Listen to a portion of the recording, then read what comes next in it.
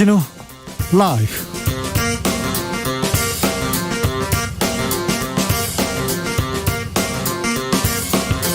2021년 5월 17일 월요일입니다. 안녕하십니까, 주진우입니다. 5.18 민주화운동 기념일을 앞두고 여권의 대권주자들은 일제히 호남을 찾았습니다. 자맹을 거듭하고 있는 윤석열 전 검찰총장은 5.18은 자유민주주의 헌법 정신이 국민들 가슴속에 활활 타오르는 역사다, 자유민주주의 헌법 정신을 강조하는 발언을 내놨습니다. 5.18 정치적 원의 시점에서 짚어보겠습니다.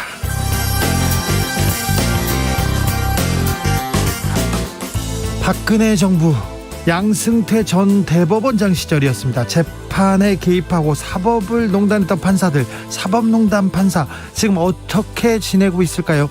이민걸, 이규진 전 판사가 1심 유죄를 받은 것 말고는 거의 대부분 무죄를 받았고요. 다른 판사들은 어떤 형사처벌도 받지 않았습니다. 그런데 최근 사법농단 판사들이 대형 로펌에 속속 입성했다는 소식 들려옵니다. 김은지 기자와 함께 살펴보겠습니다. 이스라엘 팔레스타인 사이에 시위와 충돌이 시작된 지 일주일입니다. 팔레스타인 사망자가 200여 명에 달합니다. 그중 어린이와 여성이 절반이 넘고요. 부상자는 1200명을 넘었다고 합니다. 전 세계적으로는 팔레스타인 해방을 위한 지지 시위가 일어나기도 하고 있는데요. 이스라엘과 팔레스타인 사이에 73년 동안에 끊이지 않는 분쟁, 전쟁, 왜 다시 시작됐는지 전문가와 함께 알아보겠습니다. 나비처럼 날아 벌처럼 쏜다. 여기는 주진우 라이브입니다.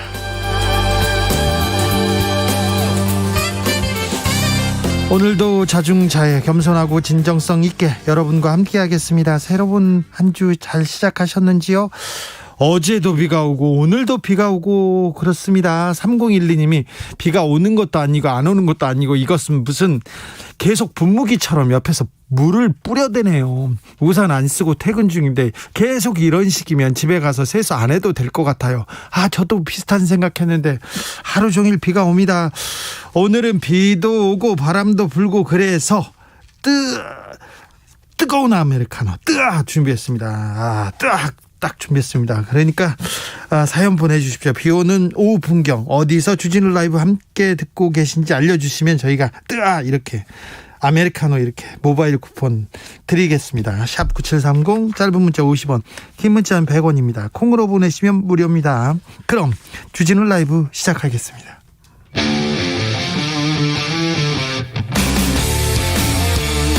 탐사보도 외길 인생 20년.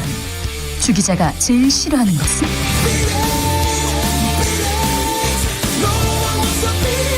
이 세상에서 비리와 부리가 사라지는 그날까지 오늘도 흔들림 없이 주진우 라이브와 함께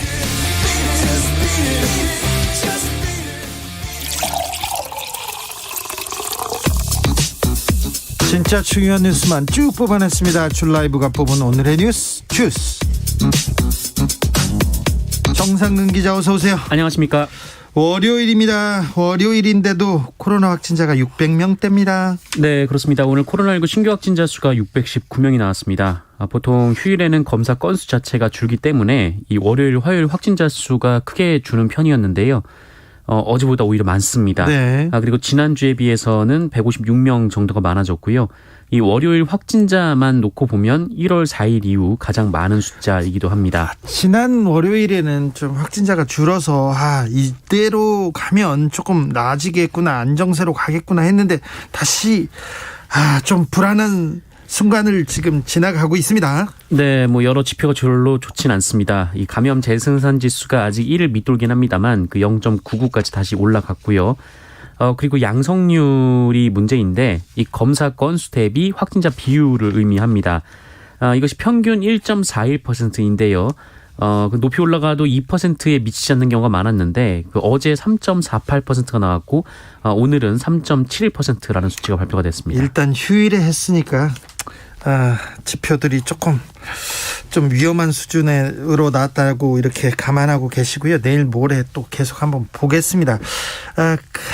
굉장히 좀 힘든 시기를 지나가고 있습니다. 일본은 6,000명, 7,000명대 계속 지금 확진자가 나오고 있고요. 대만도 하루에 180명 수준으로 나와서 지금 생필품 사재기에 나섰다는 그런 보도를 보면서 코로나가 진짜 즐기구나 우리가 더 즐기게 싸워야 되겠구나 그런 생각도 합니다. 그런데 네. 백신이 효과가 큰 것 같아요. 요양병원에서 백신을 맞지 않은 사람들만 집단 감염됐다면서요? 네, 경기도 성남의 한 요양병원에서 코로나19 확진자 11명이 나왔는데요. 네. 확진자는 환자 9명, 간호사 1명, 간병인 1명이었는데 이들이 모두 백신을 맞지 않았습니다. 다른 분들은 백신 맞은 사람들은 괜찮다면서요? 네, 지금 백신을 맞지 않은 사람들만 확진 판정이 나온 건데요. 해당 병원은 지난 2월 말부터 환자와 직원들에게 백신을 접종했었는데 이 병원에서는 환자들 중에 절반 정도만 백신을 맞은 상태였다라고 합니다. 한편 지난달부터 위중증 환자 수가 점점 늘고 있는데요. 이 국내 확진자 가운데 사망에 이르는 비율은 1.4% 정도입니다만 이 80세 이상의 경우 이 코로나19에 감염되면 5명 중 1명이 사망할 정도로 위험도가 높습니다. 이에 방역당국은 고령층의 코로나19 백신 접종이 매우 중요하다라고 강조했습니다. 백신 보릿고개 이런 얘기는 쏙 들어갔어요. 네. 백신이 오늘 또 들어왔다면서요? 그렇습니다. 오늘 오전 이 경북 안동의 SK 바이오사이언스 공장에서 아스트라제네카 백신 106만 8천여 분이 출하가 됐습니다. 지난주부터 오늘까지 약 일주일 만에 국내에 한 300만 회분의 백신이 공급이 된 상황입니다. 이번 주에 대통령이 미국에 가나요? 네네. 네, 미국에 다녀오시면 아마 백신 상황은 더 좋아질 거예요. 그래서 착착착착 정부 방역 당국에서 그 지침대로 이렇게 백신만 맞으면 우리는 조금 이 어려운 코로나 터널에서 좀 벗어나지 않을까 그런 희망 섞인 생각도 해봅니다. 월요일 바람이기도 하고요. 대권 후보들이 잇따라 호남을 가고 있어요. 이낙연 전 민주당 대표 호남에 가서 사면론에 대해서 사과했네요. 네, 이낙연 전 대표는 어제 민주당 광주시당에서 기자회견을 열고 지난 1월 자신이 이명박 박근혜 두 전직 대통령의 사면을 건의하겠다라고 밝힌 것에 대해서 이 국민 갈등 완화를 위해 거론했지만 국민의 뜻과 촛불 정신을 충분히 헤아리지 못했다라고 사과했습니다. 네.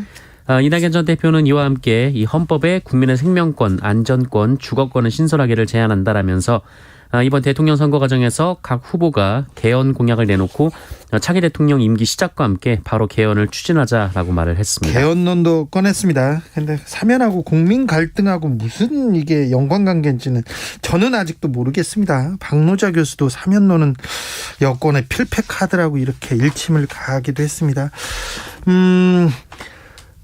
대권 후보들 광주 찾은 사람들이 또 있죠? 네, 그렇습니다. 지금 내일이 5.18 41주년이기 때문인데요. 호남을 찾은 정세균 전 국무총리는 전남 여수에 이어서 순천도 방문을 했고 광주도 방문을 합니다.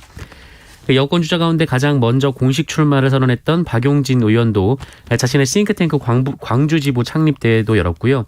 금남로 5.18 전야제 행사에 오늘 참석을 합니다. 그리고 지난 12일 출마 선언을 했던 그 양승조 충남지사도 광주를 방문해서 국립 5.18 민주묘지를 참배했습니다. 네. 이재명 경기도지사도 오늘 전북을 방문했고요. 그 5.18 기념일인 내일 광주를 찾아서 구청장 간담회 그리고 5.18 묘지 참배 일정을 소화하고요. 야권에서는 국민의힘 대권 주자인 유승민 전 의원이 오늘 역시 5.18 묘지를 참배했고 또 다른 주자인 원희룡 제주도지사는 어제 5.18 묘지를 찾았습니다. 김진태 전 의원은 간다는 소리는 없죠? 얘기 못 들었습니다. 윤석열 전 검찰총장은 5.18 관련해서 메시지를 냈습니다. 네, 윤석열 전 검찰총장은 일부 언론과 전화통화를 하는 방식으로 5.18 메시지를 공개했는데요. 5.18은 자유민주주의 헌법 정신이 국민들 가슴속에 활활 타오르고 있음을 증명한 역사라면서 어떤 형태의 독재든 강력한 거부와 이 저항을 명령한 것이다 라고 말했습니다. 그리고 이번에는 아니지만 추후에 광주를 방문할 계획이 있다 이렇게 밝히기도 했습니다. 자유민주주의의 헌법 정신이 국민들 가슴에 활활 타오르고 있음을 증명한 역사. 좀 기네요. 좀. 김오수 검찰총장 후보자 청문회를 앞두고 있는데요. 국민의힘에서 법사위원장 자리 내놔라, 이 연계하겠다, 이 얘기가 나왔어요. 네, 발단은 김기현 국민의힘 대표 권한대행 겸 원내대표가 지난 16일 했던 기자간담회에서 한 발언이었습니다. 김호수 후보자 인사청문회 일정과 관련해서 법사위원장 문제를 마무리 지어야 그 다음 절차를 진행할 수 있다라면서 이 법사위원장 자리를 줘야 청문회를 할 수 있다라는 취지의 발언을 했는데요. 예. 민주당이 즉각 반발을 했습니다. 그 윤호중 민주당 원내대표는 이 국회는 민생경제 현안에 집중해야 하고 자리 다툼을 할 때가 아니다 이렇게 주장을 했고요. 그러면서 법사위원장만 고집하면서 인사청문회도 거부하고 상임위원회도 거부하는 모습은 좋지 않다 이렇게 말을 했습니다. 네. 민주당은 상임위원장 배분 과정에서 협상을 거부한 것이 국민의힘이었다면서 법사위원장을 넘길 생각이 없다는 입장인데요. 하지만 오늘 민주당과 국민의힘이 합의를 이어갔습니다만 5월 임시국회 의사 일정에 대한 합의에 이르지 못한 상황입니다. 네. 대만 얘기를 아까 했는데요. 대만에서 지금 확진자는 300명대로 늘었다고 합니다. 어제만 해도 180명대였고요. 그제는요. 14일에는 29명이었어요. 29명이었는데 지금 180명에서 300명대로 지금 폭증했다는 소식 다시 이렇게 알려드립니다. 한강에서 실종됐다 숨진 채 발견된 고 손정민 씨 친구가 입장을 냈어요. 네, 서울 반포 한강공원에서 실종됐다가 숨진 채 발견된 고 손정민 씨와 사건 당일 함께 술을 마셨던 친구 측이 공식 입장을 발표했습니다. 친구 A씨의 법률 대리인은 일단 그동안 입장 발표를 하지 않았던 이유에 대해서 이 고인이 사망한 지 얼마 되지 않은 상황에서 제기되는 의혹이 억울하다고 해명하는 것은 유족에 대한 도리가 아니라고 생각했다라면서 최대한 경찰 수사에 협조하는 것이 최선이라고 생각했다고 밝혔습니다. 그리고 제기된 의혹들에 대해서 설명을 했는데요. 일단 A씨의 부모가 이 신발을 버리게 된 경우에 대해서는 일단 신발이 낡았고 또 토사물까지 묻어 있어서 모아두었던 쓰레기들과 같이 버리게 됐다라고 말했고요. 예. 가족 중에 소위 유력 인사가 있다는 의혹에 대해서는 일절 존재하지 않는다라고 말했습니다. 그리고 이 A씨가 가족들과 새벽에 한강에 다시 나온 이유에 대해서는 그 부분에 대해서 가장 의문을 품는 사람들이 많아요. 네, 뭐라고 변호인의 했습니까? 얘기는 여전히 자고 있을 가능성이 있는 이 손정민 씨를 깨우기 위함이었다라고 했고요. 이 구체적인 경위를 숨기고 있다라는 의혹에 대해서는 이 만취로 인한 블랙아웃으로 제대로 기억하고 있는 것이 별로 없었기에 구체적인 답변을 드리기 어려웠다라고 했습니다. 이 A씨 측은 경찰의 수사 결과를 보고 판단하셔도 늦지 않으실 것이다라며 수사 결과가 나올 때까지만이라도 도를 넘는 억측과 명예훼손은 삼가해달라라고 당부했습니다. 도를 넘는 억측과 명예훼손은 삼가해 주기를 간곡히 부탁드린다고 했습니다. 테슬라 CEO 일론 머스크 매일매일 사고를 치고 있습니다. 그런데 테슬라에서 보유하고 있는 비트코인을 팔겠다는 취지의 말을 했다고요? 네, 테슬라 CEO인 일론 머스크는 이 테슬라가 보유 중인 비트코인을 처분할 수 있다라는 한 누리꾼의 트위터 글에 댓글을 달았습니다. 그래요? 네, 인디드, 그러니까 정말 그렇다, 이렇게 긍정하는 듯한 단어였는데요. 네. 근데 이거 한 단어였는데 이 코인 시장이 난리가 났습니다. 6천만 원이 훌쩍 넘던 비트코인 가격이 현재 주요 국내 거래소에서 5,400만 원까지 떨어졌습니다. 네. 지금도 시시각각 떨어졌다가 조정되고 있다가 이런 상황인데요. 이른바 이제 영끌을 해서 코인 시장에 뛰어든 분들이 많아서 상당히 우려가 되고 있습니다. 일론 머스크는 지난 12일 이 테슬라의 비트코인 결제 중단 방침을 돌연 발표하면서도 이 보유 중인 비트코인을 팔지 않겠다라고 했는데 불과 나흘 만에 딱 6글자로 이 코인 시장을 또 들었다 놨다 하고 있습니다. 네. 또 방금 전에 또 트윗을 또 올리긴 했어요.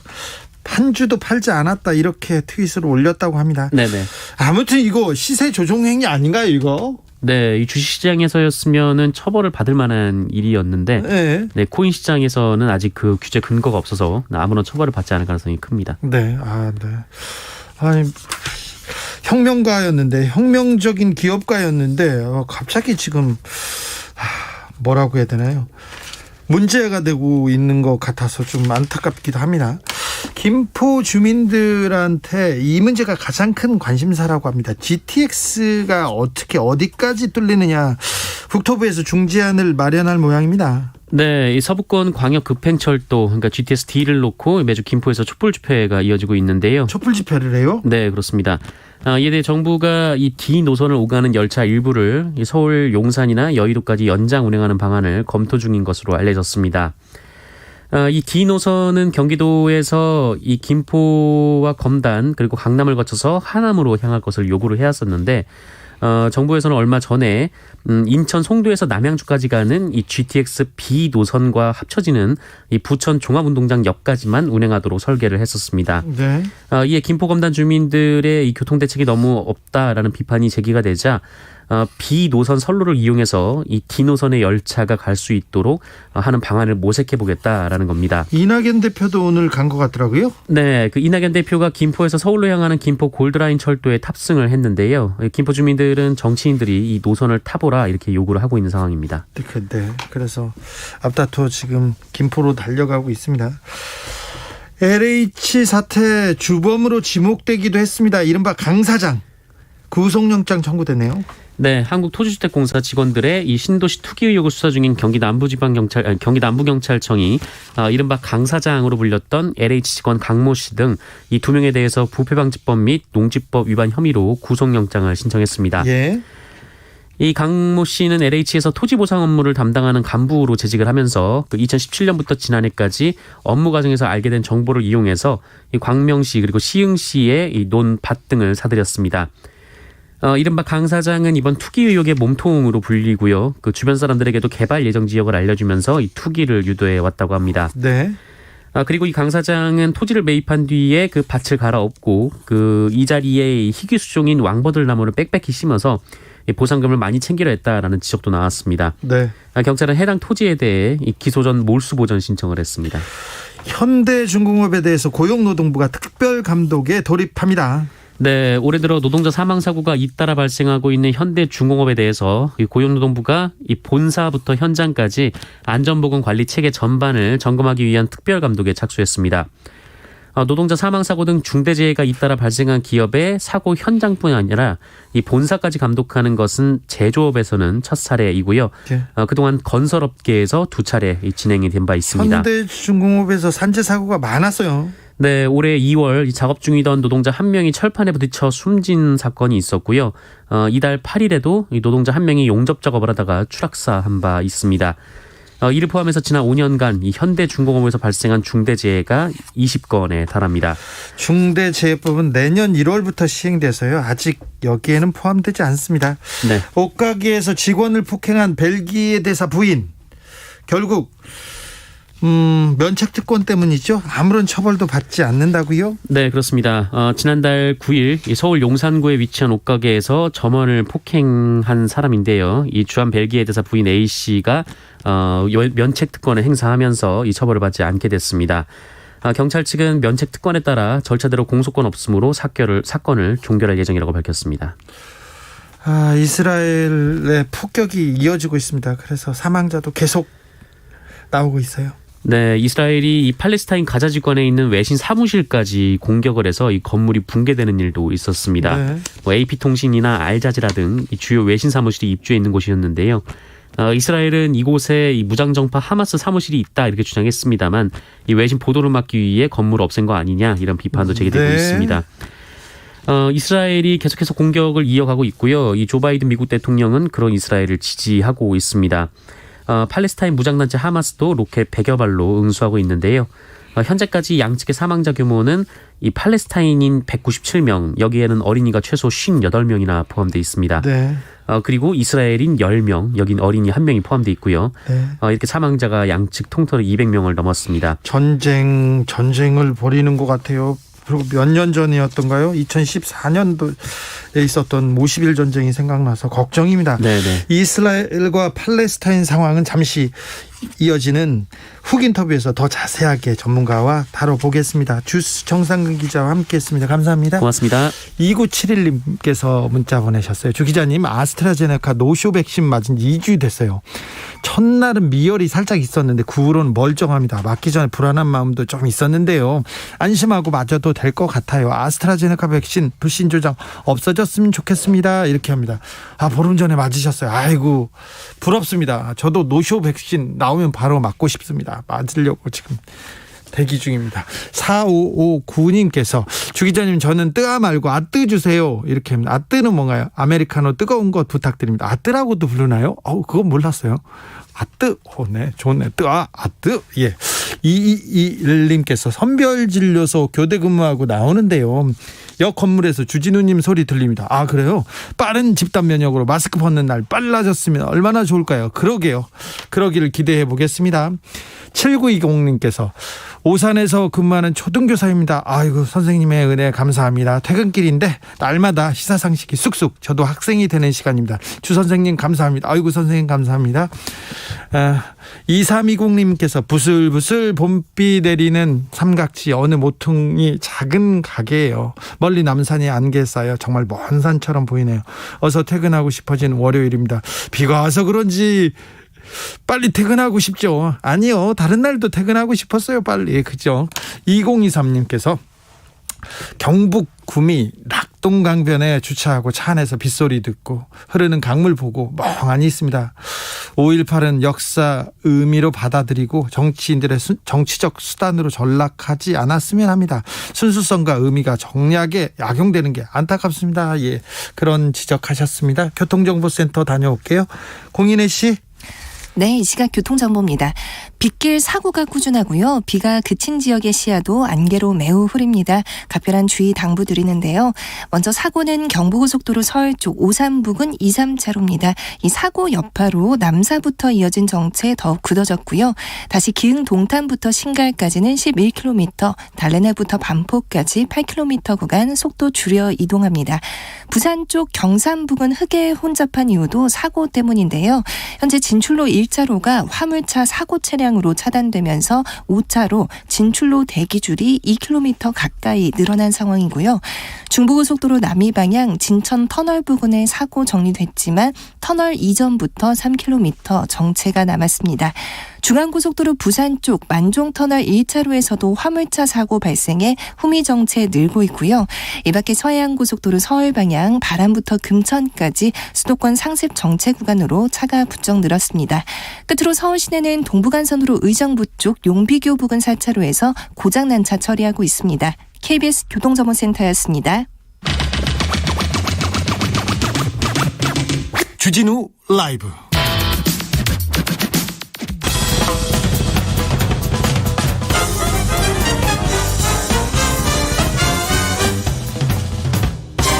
훅 인터뷰. 모두를 위한, 모두를 향한, 모두의 궁금증 훅 인터뷰. 세계로 눈을 돌려보겠습니다. 중동 이스라엘 팔레스타인 사이에 시위와 충돌이 시작되더니 폭력과 공습으로 바뀌었습니다. 사상자가 속출하고 있습니다. 전쟁이 아닌 학살이다, 이런 말도 나오고 있는데요. 이스라엘이 팔레스타인을 공격한 것은, 무차별하게 공격한 것은 1948년부터 쭉 이어지는 뉴스입니다. 그런데요, 팔레스타인 분쟁 왜 다시 시작되는 걸까요?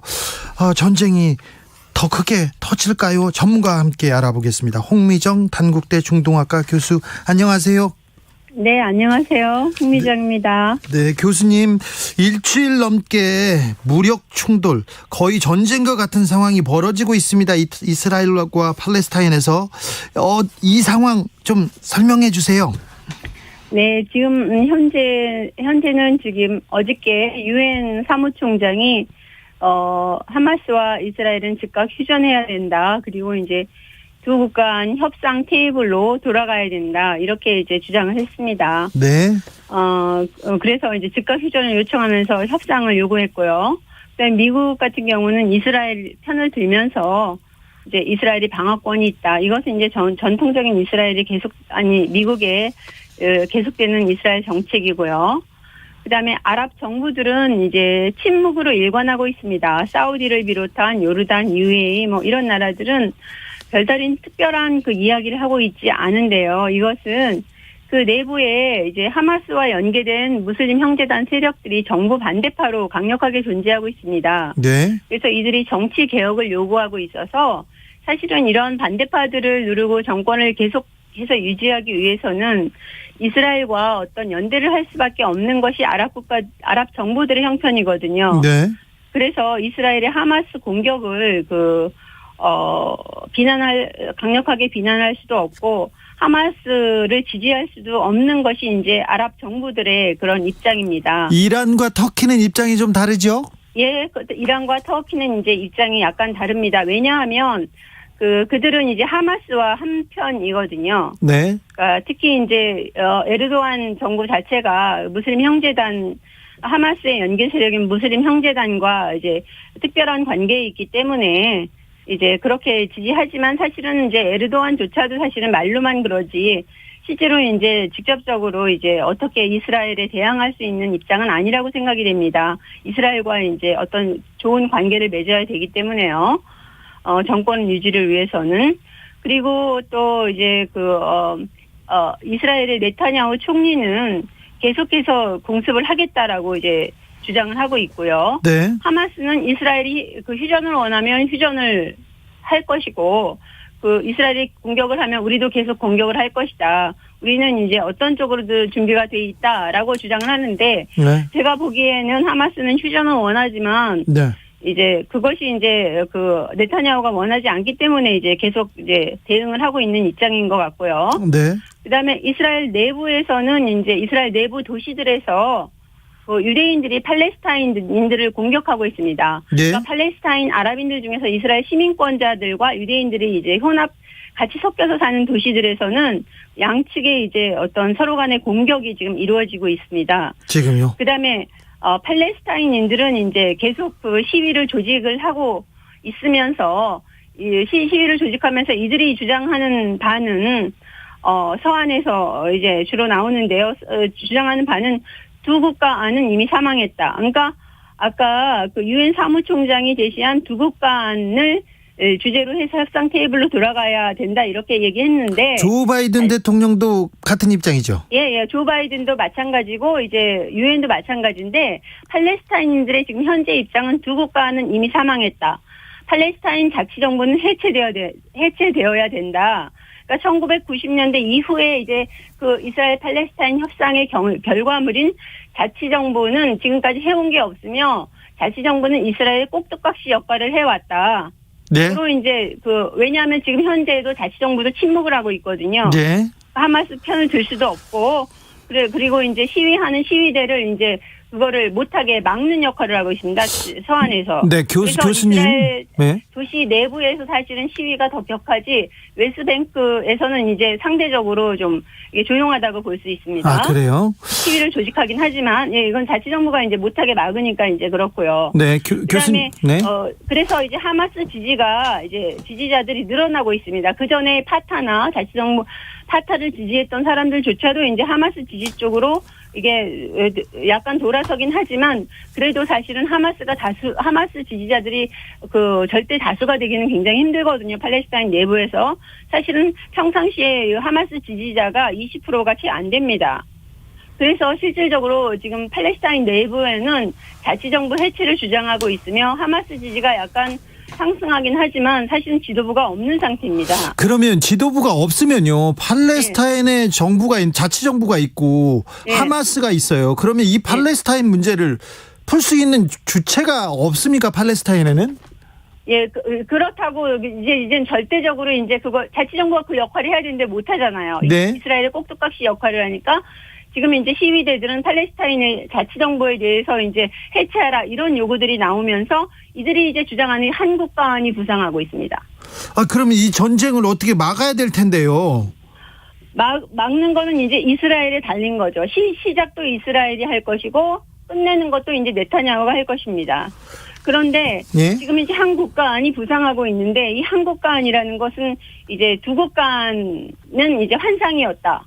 이것은 이제 신기루였고 속임수였다라는 거죠. 네. 그래서 이제 우리는 더 이상 이제 이 두 국가안을 믿지도 않을 것이며 우리는 이제 한 국가안으로 간다라는 얘기예요. 그래서 사실은 이제 최근에도 나온 어떤 여론조사 이런 걸 보면은 사실은 이제 50% 이상이 한 국가안을 지지하고 있습니다. 그러면 한 국가라면 이 안은 어떤 방식으로 이제 정리가 되는 겁니까? 서한. 이 한 국가안이라는 것은 그러니까 이스라엘 시민권을 요구할 수 있는 거죠. 팔레스타인에서요? 그렇죠. 그렇게 요구할 수도 있죠. 근데 이 이스라엘 시민권을 요구한다는 것은 사실 이스라엘에게는 굉장히 치명적인 타격이거든요. 그러니까 이 한 국가안이 부상하는 것을 막기 위해서 사실은 이스라엘은 두 국가안을 계속 얘기를 하는 거죠. 이스라엘과 유엔과 미국은. 아, 그런데 한 국가안이라는 팔레스타인 것을 교수님? 네. 네. 제가 천천히 좀 물어보겠습니다. 팔레스타인에서는 한국관을 요구해도 미국과 네. 유엔과 이스라엘이 받아주지 않으면 이거는 네. 가능하지 않은 안 아닙니까? 가능하지 않죠. 예. 가능하지 않은데 두 국가 한도 가능하지 않다라는 거죠. 아, 두 국가 한도 이제 그것은 하나의 속임수고 그래서 뭐냐면 이제 웨스트뱅크에 남아 있는 그 소수 이렇게 군데군데 토막난 영토에 살고 있는 그 팔레스타인인들이 있잖아요. 네. 이 사람들을 어떻게 처리할 것이냐가 문제예요. 네, 왜냐하면 네. 이스라엘은 영토는 원하지만 그곳에 있는 팔레스타인인들을 원하지 않잖아요. 그러니까 그 관리권을 사실은 요르단한테 넘기고 싶은 거예요. 이스라엘은. 0388님이 이런 문자 주셨어요. 이스라엘도 자제하고 팔레스타인도 유태인 학살을 당하다 어렵게 국가 만들었으니까 이제 이스라엘도 좀 인정하고 서로 조금씩 좀 이해하고 이렇게 해야 되는데 네. 계속 지금 무력 충돌이 계속되면서 네. 피해가 더 커질 것만 같습니다, 교수님. 예, 그렇죠. 예. 이게 무력 충돌이라고 하지만 이스라엘의 일방적인 공습 아닙니까? 전투기, 로켓포 계속 갔다가 습격하고 그렇죠. 폭격하고요. 예. 그죠?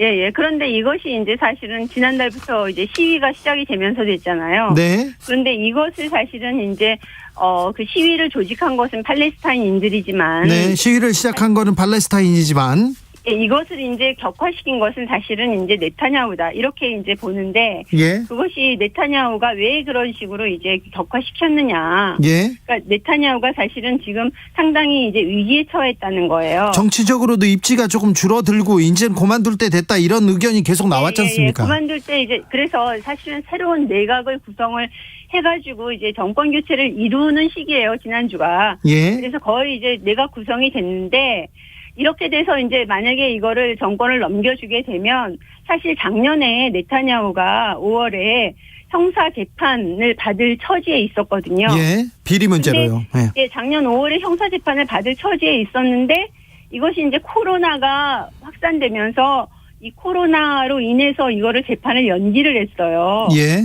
그래서 요번에 만약에 그러니까 이건 자기가 총리니까 연기를 시킬 수 있잖아요. 권력이 있으니까. 네. 근데 만약에 요번에 이거를 총리직에서 물러나게 되면 곧바로 이제 재판을 받아야 되잖아요. 예. 그러면은 이게 이제 뇌물, 사기, 배임 혐의가 이제 이게 겹쳐져 가지고 굉장히 장기간의 어떤 그런 형을 받을 수밖에 없는 그런 형편이기 때문에 네. 자기가 총리직을 계속해서 유지하기 위해서 이런 사실은 무력 충돌을 촉발시켰고 결국은 그래서 이제 이런 새로운 내각 구성이 좌초가 됐다. 그렇게 보고 계십니까?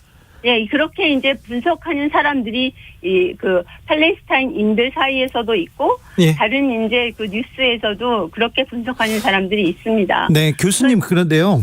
네. 이스라엘하고 팔레스타인 둘 당사자가 앉아서는 이 문제를 풀기 어려울 것 같습니다. 네. 제가 8살, 9살 때도 똑같은 뉴스를 본 기억이 나요. 네, 맞아요. 네. 자, 지금 40년, 50년, 40년이 넘은 것 같은데, 국제사회에서 네. 좀 관계를 조금 정리해야 될 텐데, 영국이나 네. 다른 EU, 독일 이런 나라의 입장은 어떻습니까? 국제사회가 적극적으로 개입해서 문제를 풀어야 하지 않습니까? 미국은 지금 미국한테도 기댈 수 없고요. 근데 이제 가장 중요한 게 사실은 미국이죠. 여기서 이게 정책 결정 이스라엘이 이제 미국의 후원이 없으면은 사실은 네. 저렇게 이제 공격을 할 수도 없고요. 미국은 계속해서 이스라엘 편향이지 않습니까? 미국은 항상 이스라엘 편을 들죠.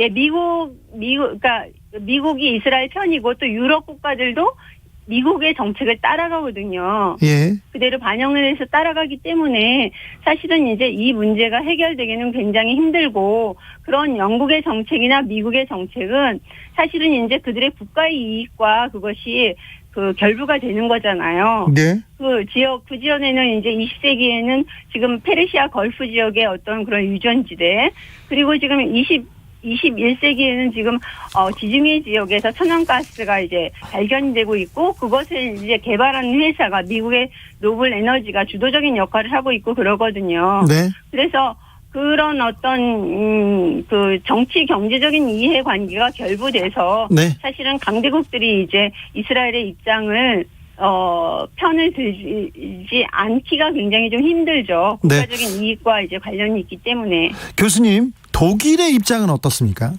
독일의 입장도 마찬가지죠. 독일의 입장도 이제 미국의 입장을 따라가는 입장이에요. 아, 그래요? 예, 자위권이 있다는 입장이죠. 유럽 국가들이 다 그렇죠. 예. 이스라엘에서는 독일 제품은 하나도 쓰지 않는다고 합니다. 그런데 독일 무기는 쓴다면서요? 글쎄요. 아, 그래요? 교수님 모르는 걸 제가 물어봤어요? 예, 무기는 뭐 그게 무슨 국적이 무슨 상관이 있겠어요. 아, 예, 네, 알겠습니다. 자, 미국과 유럽에서 계속해서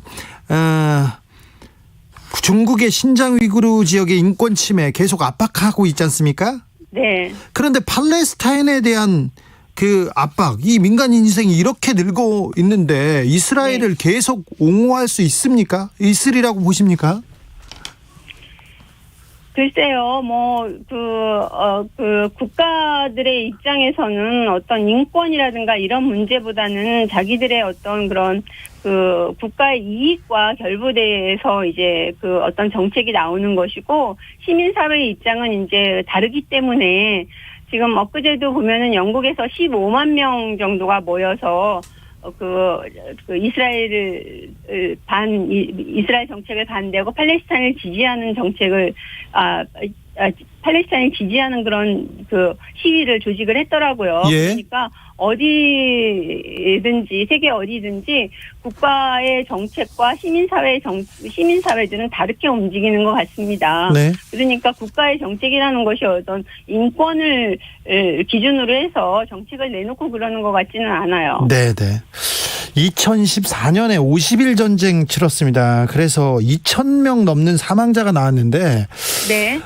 지금 미국과 이스라엘의 밀월 관계, 이해관계가 계속 맞아떨어지고 있어서 이 분쟁이 끝날 것 같지 않습니다. 네. 교수님, 이 문제 어디서부터 풀어야 된다고 생각하시는지요? 글쎄요, 이 문제가 이제 시발점은 이제 그 중심 기준은 팔레스타인인들의 인권에 둬야 될 것 같습니다. 예. 인권에 둬야 되는데, 사실은 그 인권에 두다 보면은 각국 정부들의 정책과 이게 맞아떨어지지 않잖아요. 네. 그러니까 이게 아마 해결되기가 쉽지 않을 것 같습니다. 그리고 왜냐하면 각국 정부들의 차원에서는 팔레스타인인들을 실질적으로 지지하는 나라가 저는 있을 거라고 생각하지 않습니다. 물론 바로 옆에 있는 터키가 에르도안이 말로는 이제 계속 이렇게 얘기를 하지만 실질적으로는 또 어떤 그 정책을 놓고 봤을 땐 이스라엘과 같이 이제 함께 협력을 하는 그런 편이거든요. 중국과 러시아는 팔레스타인을 지지하지 않습니까? 러시아도 그렇지 않아요. 그러니까 그래요? 그전에 구소련에서도 마찬가지고, 냉전 시대에도 무슨 소련하고 미국이 굉장히 이제 적이기 때문에 소련이 무슨 팔레스타인을 지지했을 것처럼 사람들이 생각하지만 천만의 말씀이죠. 그렇지 않았어요? 그러니까 미국과 소련은 항상 같은 프로 이스라엘이었고요. 경쟁하듯이 그렇게 이제 프로 이스라엘이었고, 지금 러시아도 사실 EU나 별 차이 없습니다. 팔레스타인에 관해서는. 네. 물론 립 서비스로는 요번에 하마스하고 이스라엘하고 중재를 해가지고 휴전 이렇게 해야 된다 이런 중재를 했다고는 그러는데, 하려고 했다고 하는데 결국은 이제 성사는 안 됐지만, 사실은 이제 립 서비스 이상의 어떤 실질적으로 할 수 있는 일은 없다고 생각을 합니다. 왜냐하면 사실 결정권은 미국이 갖고 있기 때문에 거기에 반해서 무엇을 하려고 한다 그래도 되지도 않을 뿐더러 교수님, 그렇게 적극적인 노력을 하는 것 같지 않습니다. 교수님, 2014년에는 전쟁이 어떻게 끝났습니까? 이번에도 비슷한 식으로라도 끝내야 되는 거 아닙니까? 그러니까 이스라엘이 시작하고 이스라엘이 끝낸다고 보죠. 그래요? 전쟁의 원인도 사실 미디어에서 이제 말하는 그런 전쟁의 원인들이 있잖아요. 여러 가지. 예. 그것도 사실은 이스라엘이 정하는 거죠. 전쟁 시점을 이스라엘이 정하기 때문에. 네. 그래서 팔레스타인인들이 할 수 있는 것은 저는 별로 없다고 보고요. 사실 가자에서 하마스가 무엇을 얼마나 할 수 있겠습니까? 그 안에서. 알겠습니다. 네, 강다솔님께서 절대 간단한 문제는 아닌 것 같습니다. 제일 어려운 문제 같아요. 저도. 네. 그래도 일단 당장 급한 거는요. 더 이상 사망자가 안 나왔으면 좋겠습니다. 너무 많은 희생자가 나오고 있어서 걱정입니다. 예, 네타냐후가 일단 자기 직위는 당분간 더 유지할 수 있을 것 같으니까 좀 여기서 좀 끝내줬으면 좋겠어요. 제 생각에도. 네타냐후 총리의 정치적 이익 때문에 예. 정치적인 목표 때문에 지금 이 전쟁을 치르고 있다고 그렇게 보시는지요? 아니요, 꼭 그렇다고 볼 수는 없지만, 여기서는 이제 이런 사단이 언제 일어나도 이상하지 않습니다. 아, 네. 예, 언제 일어나도 이상하지 않은데, 이것이 이제 이상하게 그 시점이 네타냐후가 내려와야 될 그 시기에. 의심이 가네요, 의심이. 딱 요 사건이 발발하니까, 요거로 일단 이제 네타냐후가 살아난 건 확실하잖아요. 그죠? 네네네. 예. 알겠습니다. 여기까지 듣겠습니다. 아무튼 네. 중동의 평화를 빕니다. 홍미정 네, 단국대 중동학과 교수였습니다. 말씀 감사합니다. 네, 고맙습니다. 네. 나비처럼 날아 벌처럼 쏜다. 주진우 라이브.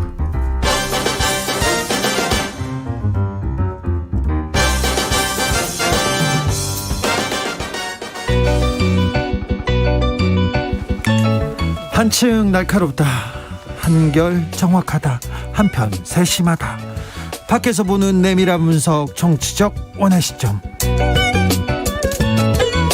오늘의 정치권 상황 원외에서 더 정확하게, 더 세밀하게 분석해드립니다. 최민희 전 더불어민주당 의원 어서 오세요. 안녕하세요. 불굴의 희망 최민희입니다. 김연아 국민의힘 비상대책위원 오셨습니다. 네, 안녕하세요. 오늘 저는 좀 색다른 인사하겠습니다. 네. 비가 오는 촉촉한 월요일 퇴근길입니다. 그래요? 일산의 희망 아니고요? 네. 매번 하니까 오늘은 네. 좀 촉촉한 월요일이라서 네. 이 얘기를 하고 싶었습니다. 지금 국민의힘 당대표 관심이 커요. 관심이 큽니다. 당내 분위기 어떻습니까? 네, 저희는 지금 최고위원 후보자보다 네. 당대표 나오시겠다는 후보자가 훨씬 더 많죠. 많아요. 네. 10명도 넘는 것 같더라고요. 네, 그래서 아직 등록이 이제 이번 주 토요일인데 네. 지금 언론에 제 말만 언급이 되고 실제 등록 안 하신 분들까지 다 포함을 하면 진짜 10명이 넘을 것 같고요. 예. 글쎄 이제 이런 표현이 맞을지 모르겠습니다만 전당대회 흥행으로서는 아주 크게 역대 어느 전당대회보다 흥행이 될 것으로 예상이 됩니다. 이준석 전 최고위원 당내에서도 그렇게 지금 들썩거립니까? 사실은 당내에서 이준석 전 최고위원이 그렇게 인기가 있지는 않죠. 아, 네. 예, 그러나 이제 지금 현재 원외 인사이기도 하고요. 예. 또 이준석 전 최고위원이 지금 제기하고 있는 어떤 젠더 이슈 같은 경우에는 네네. 저희 당 같은 경우는 아무래도 이제 좀 지역적인 특성도 있고 중진 의원들이 많다 보니까 이 부분에 대해서 그렇게 많은 언급을 하시거나 관심을 갖고 있지는 않았었어요. 네. 그러다 보니까 내부보다는 이준석 전 최고위원 같은 경우에는 일반 국민들한테 특히 20대들 남성한테 관심을 네. 여성들은 별로입니다. 네. 관심을 갖고 있는 것 같습니다. 네. 예. 어떻게 보고 계세요, 최민희 의원은? 우선 김웅, 이준석 두 젊은 정치인이 흥행을 이끌고 있죠. 그리고 네. 기계가 좋아요. 보통 김웅 의원 같은 경우는 최고위원 출마하기가 쉬운데 당대표 출마한 것도 전략이 좋았고 사실 이준석 전 최고위원은 비대위원 최고위원 전문이라 네. 이제 최고위원 나가고 싶지도 않을 것 같아요. 그래서 일단 흥행에 성공했다. 근데 그 이준석 전 최고의 경우는 젠더 이슈를 지금 집중적으로 제기하는데 그런 식의 문제 제기가 사실은 마초 정치와 안티 여성 네. 이런 비난을 한쪽에서 받고 있기 때문에 네. 이게 일시적으로는 효과가 있지만 사실은 남녀까지 편가르기 하냐 정치가 이런 비난이 우려되기 때문에 수위 조절이 필요하다고 생각합니다. 사실 들어가서 세밀하게 쳐다보면 논란이 많은 네, 발언을 이슈죠. 쏟아놓고 있습니다. 그런데요, 또 이준석 김웅이요. 그 상대방이 있지 않습니까? 상대방 홍준표, 주호영 정확하게 이렇게 타격하는 그런 그 거침없는 발언, 이거는 전에 없던 일이에요. 국민의힘에서는 전에 없던 일 아닙니까? 국민의힘뿐만 아니라 이건 민주당 쪽에서도 젊은 정치, 그러니까 좀 젊은 정치는 들이박는 정치잖아요. 그걸 보여주기 때문에 옛날에 열린 우리당에서 저기 들이박는 정치 잘하던 사람이 있어요. 정봉주, 정청래 그런 사람이요. 예, 그게 2004년 일이니까. 그렇죠. 예. 그 오래전에 있었던 것이 그 이후에 사라졌어요. 네. 왜냐하면 정확히 얘기하면 그렇게 들이박는 분들이 재미를 못 봤거든요. 아, 그렇습니까? 예, 그렇죠. 정청래 의원도 역량에 비해서 뭐 떨어지기도 하고 공천에서 탈락하기도 했고, 네. 정봉주 의원은 뭐 나서서 BBK 하다가 거의 네. 10년 가까이 그 정치를 못하게 됐기 때문에 민주당에선 그런 학습 효과가 있는 거예요. 네. 그런데 국민의힘 쪽에선 저희가 이런 정치를 잘 못 봤잖아요. 못 봤죠. 예, 그러다가 이 두 분이 홍준표, 주호영 정말 다선 의원들을 치고 박으니까 일단은 신선하고, 그러니까 이렇게 시선 집중 효과는 탁월하다고 있어요. 생각합니다. 뭔가는 되겠구나. 네네. 이런 생각이 듭니다. 그러니까 이제 뭐 여당일 경우와 야당일 경우가 좀 다를 거라고 보여지는데요. 저희가 이제 벌써 야당이 되어가는 지 4년이 넘습니다. 근데 사실은 야당 안에서는 좀 치열한 논쟁, 또 토론 이런 게 필요한데 그동안 저희가 그런 것들이 많이 부족했었고요. 예. 저는 이제 뭐 지금 초선 의원들이 굉장히 그러니까 당대표에 많이 출마 선언을 얘기를 하고 있는데 네.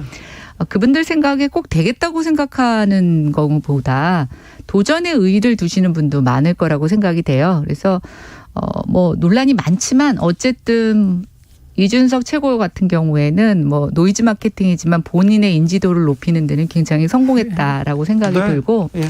그다음에 이제 김웅 의원이나 또 김은혜 전 대변인이나 이렇게 보면 사실 이제 새로운 시각으로 새로운 워딩으로 이렇게 국민의힘을 알릴 수 있는 계기가 될 수 있을 것 같아서 네. 저희는 이번에 이분들이 당선이 되고 안 되고 상관없이 초선 의원들의 정치적 자산을 쌓는 그런 계기가 이번 전당대회가 그런 무대를 제공할 거다 이렇게 생각을 합니다. 이건 긍정 요인인데 이건 분명히 짚어야 돼요. 그러니까 2004년 이후 열린우리당이 108명의 초선이 정말 그때 지금보다 김웅이나 이준석 두 분보다 훨씬 셌거든요. 아유, 세죠. 그런데 왜 결국은 개인에게도 전체적으로 평가가 안 좋았냐? 그거는 어떤 내용으로 싸우냐가 중요한 것 같아요. 그때는 사실은 청와대에 대드는 것이 패기 있는 정치인 것처럼 그렇게 비쳤거든요. 근데 저는 여기서 조금 아쉬우면 이제 국민들의 정치의식이 되게 높아졌기 때문에 치고 박는다 자체는 오래가지 못한다. 예. 어떤 내용으로 보수 가치를 명확하게 할 것인가가 만약에 당대표 이제 본선에 들어가서 그런 논쟁, 가치 논쟁, 예를 들면 유승민 전 대표가 얘기했던 따뜻한 보수, 정의로운 보수, 그런 가치 논쟁, 정책과 논쟁을 한다면 이게 긍정적으로 발전하겠죠. 유승민 전 의원도 뭐 가치 논쟁 그렇게 뭐 정책 논쟁을 하고 계시지는 않지 않습니까? 아니 지금? 그래서 저희는 2014년에 유승민 전 대표가 국회 대표 연설하면서 보수의 가치, 그 당시에 중과세, 네, 그 당시에. 중부담, 중복지 얘기할 때 그때 정말 민주당 쪽의 그 국회 의석이 술렁했습니다. 놀랐죠. 놀랐기도 했고 동의가 됐어요. 근데 요즘은 이상하게 안 그러셔서 근데 좀 이제 아쉽습니다. 그때 유승민 원내대표의 연설 중에 이제 뭐 굉장히 박수를 받았던 건 첫 단어가 세월호 피해자에 대한 사과였고요. 두 번째는 이제 뭐 박근혜 대통령을 향해서 청와대를 향해서 했던 것 메시지인데 증세 없는 복지는 허구다라고 하는 사실은 굉장히 아픈 부분을 지적을 했죠. 그래서 이제 저도 정치를 해보니까 정치권 안에서 그런 말씀 많이 하세요. 너무 나대지 마라. 막 그렇게 싸우는 사람 치고 오래 못 간다. 이제 최 전 의원님이 하시는 것처럼 똑같이 지적을 하세요. 근데 한편으로 생각해 보면 그런 것들이 무서워서 다 눈치 보고 아무 얘기 안 하면 사실은 저희 정당이 그동안 굉장히 좀 이렇게 너무 조용하다 못해 활기가 없었던 정당의 모습을 보였는데 이제 그런 모습도 낳는 것 같아요. 그래서 이게 저는 약간의 그 어떤 주기를 타고 이런 좀 잡음이 일어났다가 또 좀 진정이 되고 또 다시 새로운 활력이 일어나면서 사람도 바뀌고 분위기도 바뀌는 그런 하나의 단계가 아닐까 생각합니다. 7294님께서 불굴의 희망 최 전 의원님, 최민희 의원님 근데 정부 여당에선 불굴의 희망이 보이질 않아요. 보이질 않아. 그렇게 얘기합니다. 우리 최 의원님이 국회에 못 들어가셔서 그렇죠. 그렇죠. 네, 저도 나대면 망한다 얘기거든요. 그러니까 뭐 최순실 사건 그때 별의별 자료를 다 폭로해서 근데 여당은 지금 그 거꾸로 이게 이제 사이클을 보면 이게 기가 고조됐다가 좀 침체됐다가 이건데 국민의힘은 고조되는 시기 기가. 네. 그런데 여당은 약간 침체기입니다. 네. 그래서 이게 사이클이 그렇게 반복되면서 가는 것 같고 뭐 여당도 제가 보기엔 송영길 대표가 균형 있게 대선을 앞두고 확장 전략으로 가려고 네. 매우 애쓰고 있는 것 같으니 네. 뭐 지도부 바뀐 지 이제 2주, 3주 됐잖아요. 좀 시간이 필요하겠죠? 그러니까 좀 지켜보는 것도 필요할 것 같습니다. 당내에서 송영길 대표, 송영길 선장이 이렇게 방향을 잡는 거에 대해서는 대체적으로 긍정적입니까?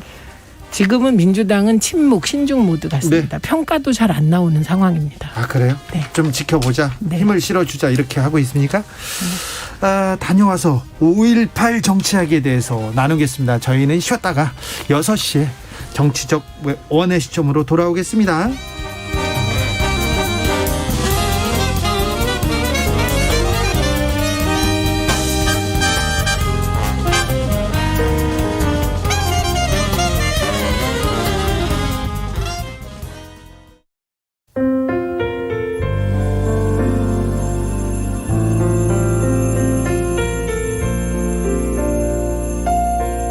KBS 라디오 연중기획 희망충전 대한민국 430번째 이야기. 안녕하세요. 아나운서 이연주입니다. 고등학교 3학년인 혜진이는 눈앞에 닥친 입시 걱정만 할 수 있는 친구들이 참 부럽습니다. 뇌출혈로 쓰러져서 의식이 없는 엄마를 돌보는 건 오롯이 혜진이의 몫입니다. 하나밖에 없는 오빠는 연락이 끊긴 아빠를 대신해 가장이 되어 일용직 근로를 하고 있습니다. 막막한 환경 속에서 혜진이의 마음을 아프게 하는 건 또 있습니다. 미납된 공과금으로 전기가 끊긴다는 예고 안내문이 날아온 겁니다. 밀린 월세를 받으러 수시로 집을 찾아오는 집주인을 마주하는 것도 두렵습니다. 계절은 따뜻해진 지 오래지만 여전히 혜진이의 일상은 한겨울의 매서운 바람처럼 차갑기만 합니다. 혜진이에게 따뜻한 응원으로 마음을 나눠주세요. 코로나19 여파로 사례자와 취재팀의 안전을 위해 사연으로 대신 전달합니다. 여러분의 따뜻한 손길이 희망의 빛이 됩니다. ARS 060-700-1580 060-700-1580 한 통화 3,000원으로 희망을 선물해 주세요. KBS 라디오 연중기획 희망충전 대한민국은 초록우산 어린이재단, 인탑스 주식회사 그리고 청취자 여러분과 함께합니다. ARS 060-700-1580 한 통화 3,000원입니다.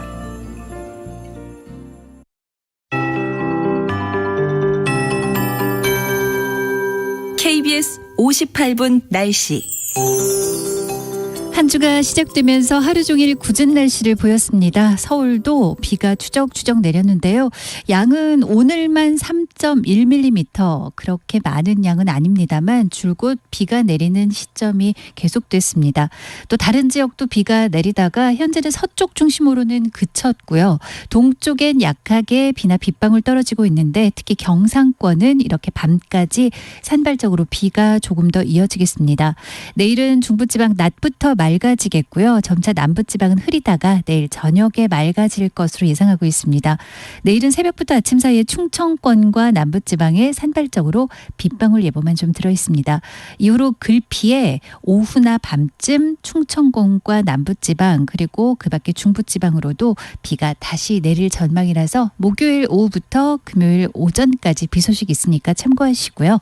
오늘 종일 쌀쌀했습니다. 서울도 16도 언저리를 계속 계속 맴돌다가 지금 오히려 비가 그치면서 5시를 지나고 있는데 오히려 기온이 약간씩 오르고 있습니다. 밤새 이렇게 14도, 15도 선까지 기온이 유지돼서 내일 아침 최저 기온이 비슷하게 유지되고요. 내일 낮 기온 서울 25도 등 전국이 19도에서 26도로 오늘보다 살짝 높아지면서 수요일부터는 더워집니다. 지금 서울 기온 16.5도입니다. 최영우였습니다.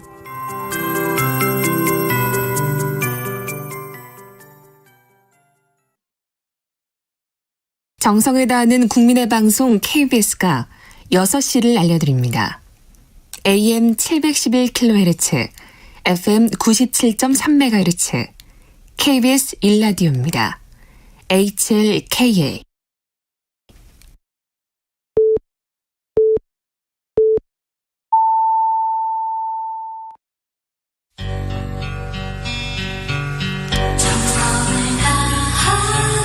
정성을 다하는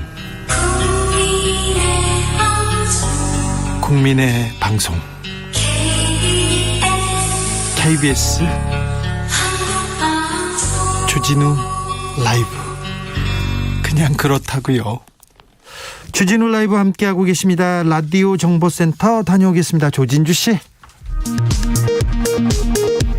정은경 중앙방역대책본부장은 오늘 정례 브리핑에서 최근 지역 발생 확진자 수는 매일 500명대 후반 수준으로 발생하고 있고 변이 바이러스 확인 사례도 계속 증가하고 있어 안심할 수 있는 상황이 아니라고 진단했습니다. 열린민주당은 윤석열 전 검찰총장이 5.18 광주 민주화운동 관련 메시지를 내놓은 것과 관련해 검찰의 흑역사에 대해 사과 먼저 하라며 맹비난했습니다. 국민의힘 성일종 의원과 정운천 의원이 5.18 민주유공자 유족회의 초청으로 5.18 민중항쟁 제41주년 추모제에 참석했습니다. 국민의힘 소속 국회의원이 유족회의 초청을 받은 건 이번이 처음입니다. 정의당은 국민의힘 이준석 전 최고위원에 대해 안티페미니즘의 상징이자 혐오 선동으로 주목받아온 정치인이라고 노골적으로 비판했습니다.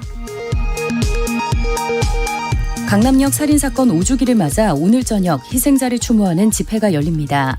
강남역 살인사건은 2016년 5월 17일 새벽 서울 강남역 인근에 있는 남녀 공용 화장실에 39살 김모 씨가 숨어 있다가 화장실에 들어온 여성을 흉기로 살해한 사건입니다. 지금까지 라디오 정보센터 뉴스였습니다. 정치적 원의 시점 최민희, 김연아, 최민희 두 분과 함께하고 있습니다. 내일이 5.18입니다. 41주년입니다. 여권에서는 모두 광주로 달려갔습니다. 그리고 윤석열 검찰총장도 가만히 있다가 긴 멘트를 내놓으셨어요. 자, 5.18 다가오고 정치권의 움직임 어떻게 보십니까, 최민희 의원님?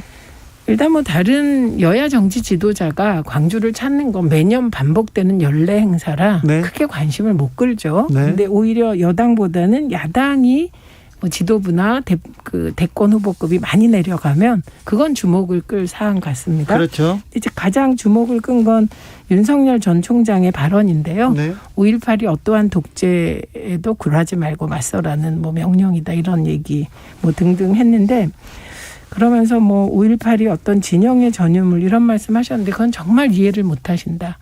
5.18은 저희들에게 마음의 십자가이지 그거를 진영 논리로 뭐에 활용하고 이런 생각은 한 번도 해본 적이 없는 것 같아요. 거꾸로 이제 여당 쪽은 그런데 야당이 조금 태도가 불분명하다가 김종인 위원장이 무릎 사과를 한 걸 계기로 분위기가 바뀐 것. 예. 이게 저는 근래에 보기 드문 굉장히 크며 긍정적인 일이라고 보는 쪽이고요. 네, 의미가 있었어요. 그리고 오히려 윤석열 총장이 5.18 관련 발언을 하려면 반성부터 해야죠. 전두환 군부를 유지한 세 개의 기둥이 군대와 검찰, 정치검찰, 언론 아닙니까? 근데 검찰에 몸담았던 수장으로서 그런 검찰의 군부 독재 부역에 대해서 사과를 먼저 하시고 그 뒷말을 했다면 그나마 진정성이 좀 있었을 것 같은데 그분이 오히려 거꾸로 5.18을 대권 과정에서 이용하려고 하는 느낌을 받았고 광주를 만만하게 보시면 안 됩니다. 그런 말 한마디로 광주에 다가가거나 어필하는 건 불가능해서 저는 이분께 5.18 그 당시에 그 젊은 나이에 자신이 있던 자리를 다시 돌아보고 조금 더 진정성 있게 접근하는 것이 더 좋지 않을까 합니다. 김연아 의원님. 예, 저는 5.18 우리가 이제 기념일이 돌아올 때마다 여야 간에 약간의 입장차가 항상 있었고 온도차가 있었던 것에 비해서 올해는 그런 이견이 없는 굉장히 좀 따뜻한 5.18이 아닌가라는 생각을 합니다. 작년에 김종인 위원장님의 무릎 사과에 대한 후속 조치들이 당에서도 계속 이루어지고 있는 모습도 좋고요. 좀 일시적인 하나의 이벤트가 아니고 좀 우리가 입장을 바꾸고 같이 여기에 동화되는 듯한 저는 그런 정치권의 모습 되게 좋아 보입니다. 그리고 윤석열 전 총장이 오늘 낸 메시지는 저는 광주의 어떤 입장 표명한 거라고 생각하진 않습니다. 오히려 저는 오늘 이 메시지는 어떤 5.18 민주화 운동에 대한 기억과 이런 것들이 특정 세대, 특정 지역에 국한된 것이 아니라 이게 이제 시대를 넘어서 모든 사람에게 있어서 독재에 저항하는 정신으로 평가를 한 것은 광주 아닌 다른 분들에게 오히려 더 외친 목소리라고 보고 있고요. 본인이 확고하게 이제 대선에 나가겠다는 저는 사인을 준 거라고 저는 생각을 합니다. 네. 그리고는 그 얘기도 좀 물어봐야 되겠어요. 김정숙 여사가 지금 불쑥 나왔는데요. 과학기술정통부 장관 임명에 김정숙 여사가 뒤에 있다 이런 주장에 대해서 황보승 의원이 지금 주장했는데요. 어떻게 보십니까? 우선 정치인은 언론에 한 줄 나는 게 무지하게 중요합니다. 너무나. 한 줄이 아니라 많이 나왔어요. 그런데 이런 건은 특히 네. 영부인을 걸고 넘어지면 여사님을 그러면 이건 뭐 언론이 굉장히 좋아하는 호재죠. 그건 어느 정부나 마찬가지인데요. 그렇죠. 네. 중요한 건 근거가 조금이라도 있어야 되는데 근거가 전혀 없어 보여요. 전혀 없습니까? 네. 그리고 제가 취재한 바에 따라도 이 영역은 전문 영역이잖아요. 네. 그래서 그 전문 영역에서 전문적으로 발탁한 거라 끼어들 여지가 없고 최소한 이제 과거에 그 여사를 끌어들이는 경우는 뭐 학벌이 겹친다거나 아니면 개인적으로 친분이 있다는 거. 친분이 있다 이건 전혀 제로예요. 아예 없어요? 네, 어디 없습니다. 지나가다 만난 적도 없나요? 그건 모르겠는데 제가 이게 하도 계속해서 네. 취재를 해서 그랬는데 이게 이제 초선 의원이 정치하는 방식일 수도 있고 노이즈 마케팅을 통한 인지도 올리기일 수도 있는데 이런 거는 근거가 전혀 없을 때는 빨리 치고 빠져야 되죠. 네. 근데 이거를 계속 얘기하는 건 저는 조금 당 지도부에서 이 정도는 좀 제어해야 되고 실제로 그런 움직임도 있었다고 들었습니다. 그래서 여기까지만 해야 됩니다. 김정숙 여사하고 그러니까 임혜숙 장관하고는 전혀 없습니다. 항맥, 인맥, 지맥 아무것도 안 그러니까 걷죠. 오히려 이렇게 의심하는 것 좀 있을 수 있다고 생각해요. 비서실장께서 과기정통부 초대 장관이잖아요. 장관 출신이죠. 네, 그러니까 뭐 유영민 실장과 뭐가 있다 이렇게 얘기하면 그건 그러니까 인맥이 많으실 거 아니에요. 네네. 그건 좀 꺼리라도 될 것 같아요. 그리고 근데 그런들 뭐가 문제입니까? 비서실장 인사위원장인데. 예. 그러니까 저는 이런 그 가만히 있는 그 여사를 끌어들이면 듣는 김정숙 여사는 좀 황당하지 않을까 합니다. 김연아 의원님? 저는 황보승 의원의 이 발언에 만약에 정말 사실무근이고 아무 연관이 없다면 왜 여기에 그렇게 민감하게 반응하는지 저는 민주당 의원이 이해가 안 가요. 그러니까 예를 들어서 어떤 사람이 뭐 진짜 어떤 얘기를 했어요. 근데 거기에 반응하지 않으면 사실은 그건 스스로 소멸하거든요. 근데 여기에 민감하게 반응을 해주면 굉장히 키워준다고. 오히려 저는 지금 민주당 의원들이 황보승 의원을 키워주고 있어요. 그런 생각이 들고 이 얘기가 나오겠는 여러 가지 배경에는 모르겠어요. 저도 황보승 의원하고 직접 통화를 해보지는 않았지만 이건 정말 민주당만 모르실 수 있는데 밖에서는요. 특히 직업을 갖고 있는 전문직 여성들은 임혜숙 장관에 대해서 굉장히 의아해하고 있어요. 임혜숙 후보자. 네. 과학기술부에서 그렇게 전문성이 뛰어나고 장관이 될 만하다는 사람이다라고 생각하는 거 적어도 제가 듣는 부류에서는 그렇게 크지 않습니다. 그런데 대통령이 그때 특별연설에서 청문회 언급하시면서 그랬어요. 그 여성에 대한 것. 그래서 사실은 임혜숙 장관 관련해서 여성이기 때문에 장관이 된다라고 하는 뉘앙스는 저는 분명히 대통령이 제공을 먼저 하셨어요. 그러고 나서 황보승 의원이 만약에 도대체 이렇게 반대하고 하자가 많다고 생각하는데 왜 임명을 강행하셨느냐. 입장 표명 못하고 있고 여성 때문이 아니라고 해가지고 윤희숙 의원하고 문정복 의원하고 또 막 서로 논쟁이 있었잖아요. 그래서 근데 의원님. 저는 그 부분에 있어서는 이거는 오히려 황보승희 의원의 말이 맞다 안 맞다가 아니라 이것을 왜 이렇게 민감하게 반응하느냐. 저는 그게 더 이해가 가지 않습니다. 아니 박근혜 전 대통령 때 이런 관련된 거 나오면 여당이 엄호하고 하는 겁니다. 근데 중요한 거는 저는 이 건에 관해서는 그러면 임혜숙 의원이 여성이라서 그렇다? 전문성이 없다. 그런데 왜 김정숙 여사를 끌어들입니까? 그리고 그러면 그렇게 말도 안 되는 얘기를 했을 때 가만히 있으면 지금의 언론 지형에서는 사실로 굳어지죠. 아니죠. 그거가 없다면서요. 지금 얘기하시는 거. 그러면 언론이 어떻게 덮하냐고요. 아닙니다. 언론에서는 계속 이것에 대한 논쟁만 갖고 기사를 쓸 뿐이죠. 아니 언론이 논쟁만 가지고 기사 쓰는 것 자체가 근거가 없다는 뜻인데 정상적인 언론이라면 사실은 황보승희 의원 건 무시하죠. 이게 대개 우리나라의 어떤 A라는 사건이 의제화되는 과정은 언론이 키우거나 삭제하거나 이런 건데요. 이 부분은 그냥 그만하시면 됩니다. 그러니까 민주당에서도 안 받아주시면 돼요. 박부영님께서 그거는 진짜 아닙니다. 박부영님께서 동의가 안 영부인을 됩니다. 상대로 가짜 뉴스를 퍼뜨린다면 문제 삼아야죠. 이런 의견 주셨어요, 김연아 의원님. 아니, 근데 이래 우리가 아까 뭐 박근혜 대통령 때도 얘기하셨지만. 그렇게 박근혜 대통령 때 그런 행태에 대해서 비판하셨잖아요. 그리고 대통령이 이번에 그 명예훼손 고발건도 마찬가지인데 시중에서는 이런저런 얘기를 할 수 있어요. 근데 이게 저는 국민들이 그런 얘기를 하거나 그런 소문이 있다라는 걸 전달하는 거 야당 의원이 할 수 있다고 봐요. 네. 그 이면의 생각을 읽어야 되는 거죠. 국민들도 왜 임혜숙 장관이 그 3명 후보자 중에 사실은 2명이 아주 결격 사유가 많다고 본 거였는데 그중에 왜 박준영 후보자가 아니라 임혜숙 후보자를 강행시켰느냐 이해 못한다는 입장이에요. 아니 근데 그래서 그렇기 때문에 그러다 보니까 사람들이 여러 가지 생각을 하게 되는 거죠. 아니 무슨 큰 백이 있나? 이 시중에서 사람을 꼭 시켜줘야 되는 뭐가 있나? 그런 말 할 수도 있고 생각할 수도 있습니다. 그런데 근거 없이 김정숙 여사다. 이렇게 얘기하는 게 문제라는 지적을 하는 거고요. 그런 얘기가 이런 부분에 있다라고 전한 거잖아요. 그런 부분에 대해서 그런 얘기 없습니다. 대응 안 그러니까 그런 일이 없으면 말이 안 되는 말씀을 지금 하세요. 대응 안 하시면 더 커지지 않은 일이에요. 아니 그게 아니에요. 제가 팩트가 없는데 기사를 어떻게 넣습니까? 그런데 민주당 의원들이 잘 받아쓰고 자꾸만 SNS에 서로 논쟁하니까 그걸 갖고 기사를 쓰는 거예요. 아니 잠시만요. 그런데도 황보승희 의원이 끝까지 근거를 못 대고 있다. 이게 팩트고요. 그래서 언론은 논쟁을 하면 원래 싸움 구경이 재밌고 그리고 여당 흠집 내기를 주로 해야 되는 게 언론이기도 하고 우리 언론 지나치잖아요. 그러니까 그걸 계속 확대하고 싶기도 할 텐데 중요한 거는 근거를 계속 대지 못한다는 거고 근거를 대지 못하면서 황보승희 의원이 이걸 계속 싸우는 거 있잖아요. 이걸 귀책 사유는 황보승희 의원한테 있는 거예요. 그러니까 저는 그 책임은 황보승희 의원이 지는 거고요. 저는 이렇게 생각해요.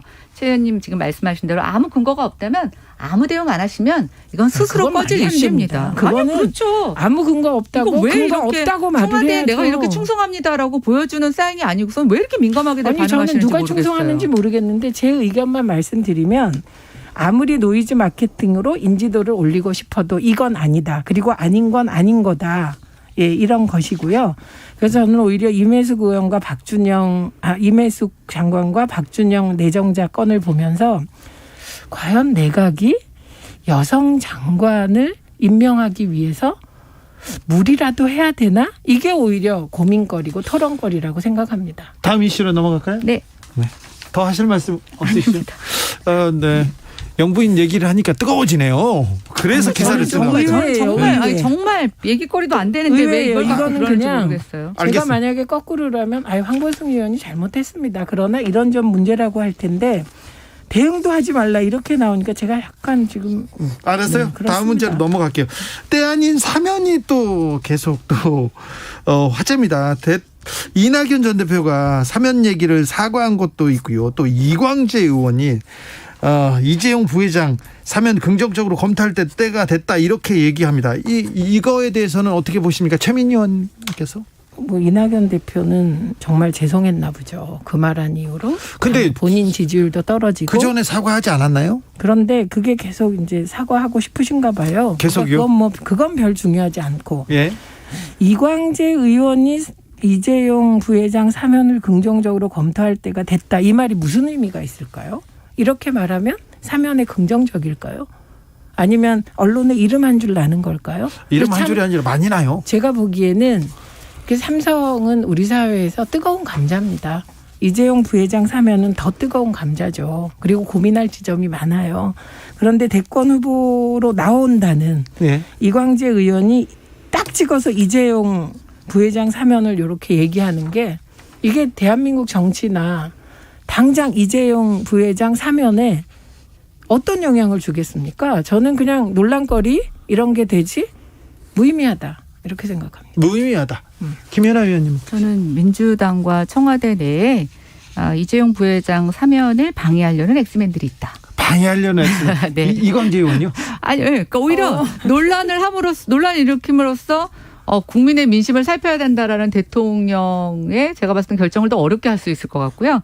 지난주에 그 김영현 청와대 전 법무비서관이 네. 이재용 부회장 변호인단에 들어갔잖아요. 네. 저는 그걸 보면서도 청와대 엑스맨 같다.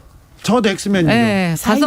네, 가서 그 일을 함으로써 대통령이 이재용 부회장 사면을 못하게 하려는. 그런 엑스맨이요. 뭐 그런 거고요. 또 하나는 이제 오늘 이광재 의원 같은 경우에는 아까 이제 최 전 의원님 얘기하신 것처럼 자기 정치를 하시나 뭔가 인지도를 높이기 위해서 그런 노이즈를 내시는 건가 아닌가 생각이 좀 들면서 뭐 대통령 임기 1년 남겨놓으면 다 이런다고는 하지만 네. 저는 늘 그렇게 생각하는데 좀 대통령이 측은하게 생각이 됩니다. 또 사면이 어떻게 결정이 나지 않습니까? 하면 또 공정 정의를 저버렸다, 법치주의 무너졌다 이렇게 바로 언론이 나설 텐데요. 아니 그 이재용 부회장 사면에 대해서는 언론이 절대로 그러지 않는 것 같습니다. 언론이요? 네, 보도의 흐름을 봤을 때. 그래도 또 그 얘기해요. 왜 그러냐면요. 민주당 그럴 거예요. 영부인 논쟁 뜨겁습니다. 지금 문자가 지금 계속 영부인 논쟁에 대해서 나오는데 샤랄라 퍼니님께서 가만히 있으면 가만히로 보고 봉석을 말아버리는 게 이 나라 언론이에요. 이렇게 얘기합니다. 네, 가만히 있으면 가만히로 보나요? 여기까지 할까요? 네. 정치적 원의 시점 지금까지 김연아 최민희 김연아 두 분과 함께했습니다. 감사합니다. 네, 고맙습니다. 감사합니다. 정치 피로, 사건 사고로 인한 피로, 고달픈 일상에서 오는 피로. 오늘 시사하셨습니까? 경험해보세요. 들은 날과 안 들은 날의 차이. 여러분의 피로를 날려줄 저녁 한 끼 시사 추진우 라이브.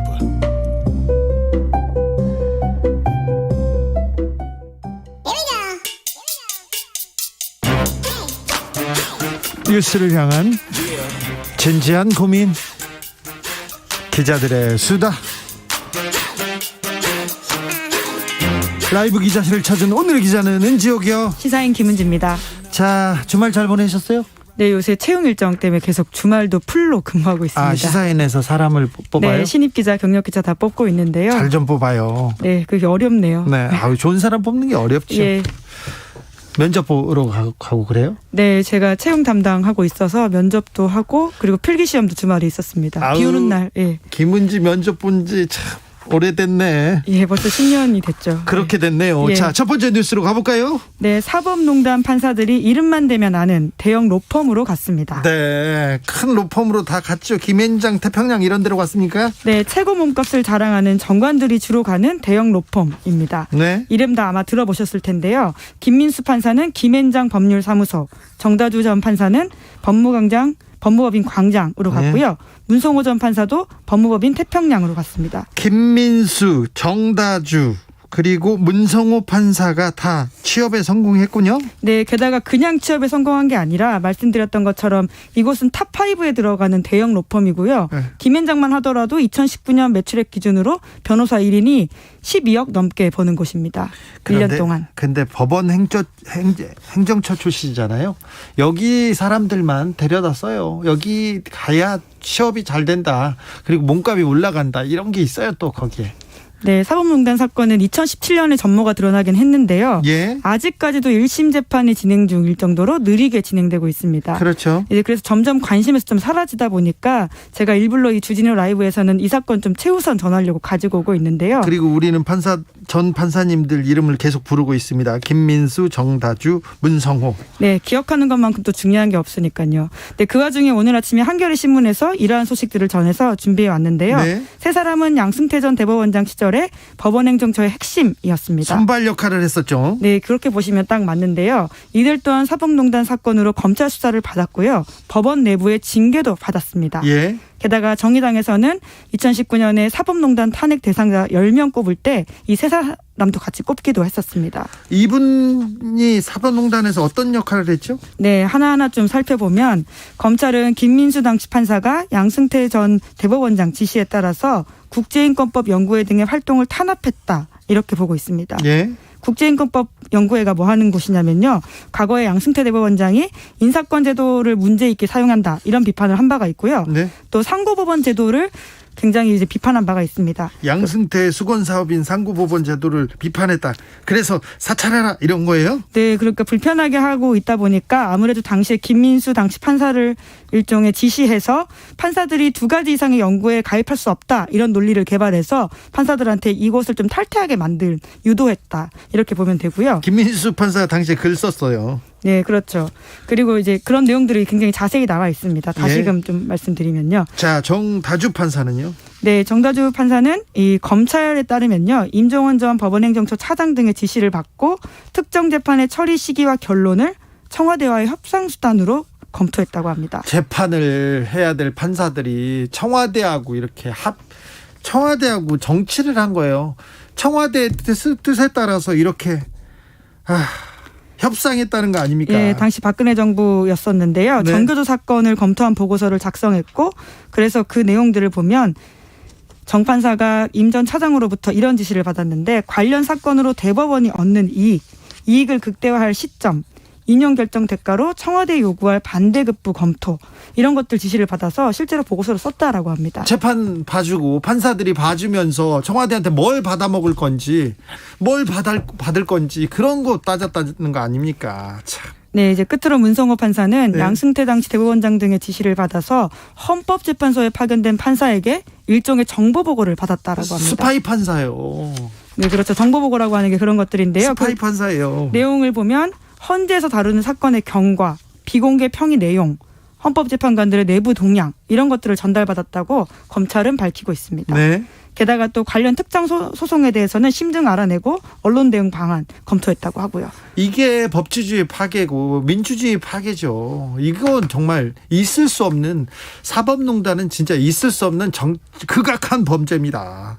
그런데 이분들 뭐 징계는 받았지만 변호사로 등록하는데 아무런 문제가 없었죠? 네, 그러니까 징계 사항 먼저 말씀드리면요. 정다주 전 판사는 감봉 5개월, 그리고 김민수 전 판사는 감봉 4개월, 문성호 전 판사는 견책 처분 받았습니다. 엄청나게 높은 징계예요, 판사 사회에서는. 그런데 하지만 또 일반인의 시각으로 봤을 때는 이럴 수 있나라는 생각이 들긴 하는데요. 예? 게다가 김민수, 문성호 두 전 판사는 징계 취소 소송하고 있습니다. 네. 아직까지도 제대로 결론이 나지 않고 있는 사건인데요. 네. 변호사법에 따르면 공무원 재직 중에 위법행위로 기소 또는 징계 처분을 받거나 위법행위와 관련해서 퇴직한 자에게 대해서는 판단을 할 수 있다라고 하는데요. 변호사 자격증을 줄지 말지. 그런데 하지만 변협이 한겨레에 밝힌 바에 따르면 세 사람의 징계 처분이 등록 거부 사유에 해당한다고 하더라도 징계 처분 취소 소송이 진행되고 있기 때문에 이렇게 등록 거부할 수 없다고 판단한 것으로 보인다라고 밝혔습니다. 이민걸, 이규진 판사는 지금 1심에서 유죄 나왔는데 이 사람들도 변호사예요. 그렇죠. 한번 전해드린 적이 있죠, 저희가. 네, 전관이고요. 그리고 법원행정처 출신이었고 고위 법관을 했다는 이유로 엄청나게 많은 돈을 받고 있습니다. 참 그런 걸 보면 정말 참 네, 판사 사회에 성찰이 없는 게 아닌가. 그리고 일반인으로서 재판받으러 가는 사람으로서는 정말 불안할 수밖에 없는 상황 아닙니까? 사법부가 제대로 반성하지 않고 이 사건들을 또 반복할 수 있다라고 생각하면요. 네. 재판 받기 싫어요. 재판 안 받으면 가장 좋죠. 재판 받기 싫어요. 그만 좀 받았으면 좋겠어요. 올해는. 다음 뉴스로 가볼까요? 지난 10년 동안 항만 노동자 34명이 숨졌지만 안전관리 책임자가 실형을 산 사례는 단 한 건이었다고 합니다. 아이고, 다 가벼운 처벌만 받았어요. 사장이라는 이유로, 경영상의 이유로, 기업을 살린다는 이유로 우리 판사님들은 사장님 걱정은 진짜 많습니다. 네, 이제 그런 보도인데요. 경기 평택항에서 무게 300kg에 달하는 컨테이너 날개에 깔려 숨진 이선호 씨의 사고가 계기가 되어서 나온 보도입니다. 예. 경향신문이 지난 10년간 재판에 넘겨진 항만 노동자의 산재 사건 전수조사했다라고 하는데요. 네. 2011년부터 2021년까지 항만 노동 현장에서 발생한 산업재해 30건 분석했다라고 합니다. 그렇더니요. 네, 사망으로까지 이어진 사고가 이 중에 24건이나 있었다라고 하고요. 네. 그리고 이 판결문에 보면 얼마나 이 공간이 위험한지 드러난다라고 하는데, 어떻게 해요? 암모니아 등 화학물질 유출로 숨 못 쉬어서 죽기도 하고, 예. 그리고 물속 시설물을 보수하다가 익사하기도 하고요. 예. 게다가 항만이다 보니까 방파제 안전난간 설치하다가 파도에 휩쓸리기도 한다라고 합니다. 아, 위험하군요. 엄청 예. 위험합니다. 그런데 법원이 가벼운 처벌했다라고 하는 게 핵심이라고 할 수 있는데요. 사망자가 생겼어도 벌금형으로 마무리된 사건이 8건이었다라고 합니다. 24건 중에 8건은 그냥 벌금만 내고 끝났어요? 네, 그 안전관리 책임자들 재판에서 33% 넘게가 100만 원에서 200만 원 벌금형 부과하는 데 그쳤다라고 하는데요. 그 중에서도요? 네. 200만 원? 네, 그러니까 금고형이나 징역형이 선고돼도 대부분 집행유예로 또 마무리됐다라고 합니다. 실형을 산 거는 한 번밖에 없었다고요? 네, 그러니까 우리가 소위 감옥 간다고 하죠. 네. 구치소나 그 형이 확정된 곳으로 가게 되는 것은 한 건밖에 없었다라고 하는데요. 나머지는 200만 원 벌금을 주거나 아니면 집행유예였습니다. 대부분. 이렇게 솜방망이 처벌을 하는 근거가 뭡니까? 이유가 뭐예요, 대체? 예, 그러니까 재판부가 저마다의 사유를 감경사유라고 판결문에 써놓는데요. 굉장히 다양한 이유가 있습니다. 피해자가 산재급여로 치료를 받고 있다. 사실 산재급여는 의무가 가입사항임에도 불구하고 이걸 감경사유로 써놓은 판결문이 있었다라고 하고요. 예? 또 가해자의 사회적 유대관계가 확실하다. 피고인도 회사에서 퇴사한 점을 고려해서 형을 결정했다. 라고 하면서 형을 깎아준 재판부도 있었다. 잠시만요. 합니다. 사회적 유대관계가 확실하다. 사장님이니까 유대관계가 많겠죠. 그리고 관리자일 수도 있긴 한데요. 그러니까 관리자가 퇴직했다는 점을 고려해서 결정했다. 아이고 참. 네, 이제 게다가 해당 그 똑같은 산업안전보건법, 그러니까 산재 사건으로 3차례나 벌금형을 받은 사람이 있었는데요. 이거 가중처벌해야죠. 네, 이제 일반인의 시각으로는 그렇잖아요. 그런데 오히려 이 법조인인 판사는 벌금형을 초과하는 전과가 없었기 때문에 또 벌금형을 선고한다, 이렇게 판단했다고 합니다. 아이고 판사님. 네, 해당 사건은 2014년 7월 달 울산에서 있었던 일인데요. 선박 건조 작업을 하던 일용직 노동자 중에서 1명이 죽고 2명이 전치 4주에서 13주의 부상을 입었던 사건이라고 하는데, 네. 이 사건 대표에게 벌금 500만 원, 그러니까 4번째 산재 사건이었는데도 그렇게 재판부가 판단했다고 합니다. 이거 너무하잖아요. 4번째 산재 사건이 있고 사망 사건이었어요. 사망 사고가 있는데 벌금 500만 원입니다. 이건 너무하잖아요. 이거는 고쳐야 될 거 아니에요. 그런데 국회에서 계속해서 이런 산재 사고, 젊은이들이 일터로 나가서 못 돌아오는 그런 일은 좀 없애게 만든다면서 계속 얘기를 했는데 입법부에서는 뭐 하고 있어요? 국회는 어떤 노력을 하고 있습니까? 네, 이제 그것도 답답한 부분입니다. 제대로 노력하지 않았기 때문에 계속해서 이런 사건들이 발생한다라고 볼 수밖에 없는 결과론적인 상황이거든요. 그렇죠. 네, 지난 2월 달에 국회에서 이른바 항만김용균법이라고 해서 항만운송사업법 개정안이 발의된 바가 있습니다. 그런데요. 그런데 논의도 제대로 안 되고 회기 만료로 폐기됐다라고 하고요. 같은 내용의 법안이 21대 국회에서 재차 발의가 되긴 했는데 이 또한 제대로 논의가 되지 않고 겉돌고 있다라고 합니다. 그러다가 우리 또 끔찍한 사건이 일어났죠. 안타깝게 이선호 씨를 잃었어요. 네, 목이 메이는 상황인데요. 네, 계속 관심 갖고 안타깝습니다. 보도하는 게 또 기자 역할이기 때문에 네. 계속 지적하겠습니다. 네, 아무튼 이런 젊은이들이 산업 현장에서 더 이상 이렇게 목숨을 잃는 일은, 이런 일은 막아야 될 거 아닙니까? 우리가 다른 건 못 하더라도. 자, 마지막으로 만나볼 뉴스는요. 네, 김학의 출금 사건에 대검찰청도 관여한 정황이 드러났다, 이런 보도가 나왔습니다. 아니 근데 이 조사 청와대로 향하지 않았습니까? 이 검찰 조사는요? 네, 그랬죠. 오늘 한국일보 보도인데요. 2년 전 출금 조치가 취해졌던 당일에 대검찰청도 이 과정에 깊숙이 관여했다고 볼 만한 정황들이 검찰 수사 과정에서 상당수 포착되었다. 이렇게 한국일보가 보도하고 있습니다. 아, 근데 이 부분은 많이 드러나지 않았죠? 네, 지금까지 보도에서는 굉장히 적었던 부분인데요. 네. 지금까지는 김 전 차관 불법 출금 과정, 소위 이 사건이라고 불리는데 대검이 개입하지 않았다. 이렇게 알려져 있었거든요. 청와대 윗선, 특별히 이광철 비서관과 그 위에 조국 전 장관도 있지 않느냐 이렇게 해서 보도가 계속 나왔지 않습니까? 네, 이제 그래서 이 사건이 대검 수뇌부에 수사 초점 맞춰지기보다는 말씀처럼 청와대 윗선 쪽에 수사에 무게중심 둔다 이렇게 알려져 있는데 일단 대검에서 그 개입한 관여한 증거가 있으면 여기부터 수사해야 될 거 아니에요. 구체적으로 어떤 정황입니까? 네, 뭐 둘 다 지금 수사를 해야 되는 게 아니냐, 아니면 선택적인 거 아니냐, 또 이런 비판들이 나오고 있는데요. 네. 검찰 내부 문건에 이런 내용이 나온다고 합니다. 이 문서에는 김 전 차관의 해외 출국 시도가 있었던 2019년 3월 22일 밤이었는데요. 네. 김태훈 당시 대검 정책기획과장이 해당 연구관에게 말한 내용이 담겨 있다고 합니다. 예. 여기에는 봉욱 대검 차장과 이성윤 대검 반부패 강력부장 협의하에 이런 출금 조치가 하는 것으로 정해졌다라는 내용이 있다라고 하는데요. 네. 그러다 보니까 지난번에도 이규원 검사가 주장했었죠. 예, 봉욱 대검 차장이 더 지시자다 이런 식의 주장을 자기 재판에서 한 바가 있는데요. 네. 관련된 내용의 문건도 있다라는 주장이 나왔습니다. 문건도 있다. 네, 그렇죠. 그 대검 수뇌부도 이 사실을 인지하고 있었던 건가요? 예, 그런 정황이 나왔다라는 게 한국일보 보도인데요. 네. 당사자들은 우선 부인하고는 있습니다. 그래요? 예. 다른 대검 간부들 이름도 계속 나오죠? 네, 윤대진 당시 법무부 검찰국장도 이름이 나오고 있는데 네. 당시에 안양지청에다가 이 수사를 막으려고 했다 이런 의심을 받고 있다라고 하는데요. 네. 관련된 전화도 했다 이런 의혹이 나오고 있는데 뭐라고 했답니까? 예, 전화해서 이 수사를 문무일 전 검찰총장, 봉욱 전 차장에게 전화 걸기도 했다 이런 정황들이 나왔다고 하는데요. 본인은 전화는 걸었지만 통화는 안 했다.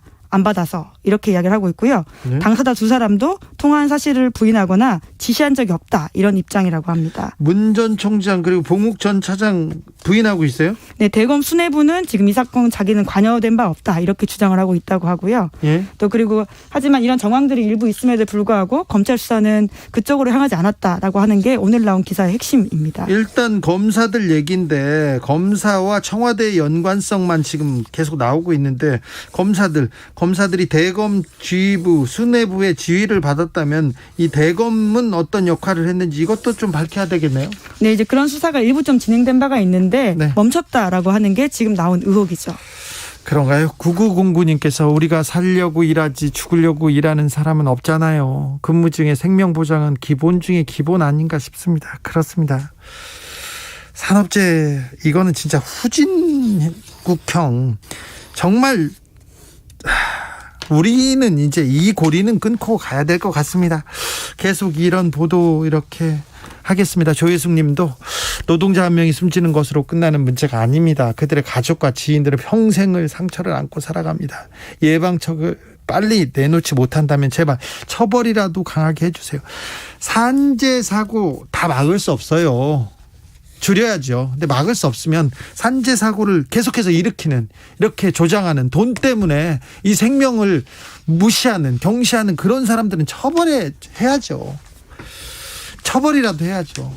네. 할 수 있는 거 우선 다 하고 네. 예. 부동산 못했다라고 투기 이야기해야죠. 막아야죠. 투기를 못 막으면 부동산 투기범 처벌해야죠. 산업재해도 마찬가지고요.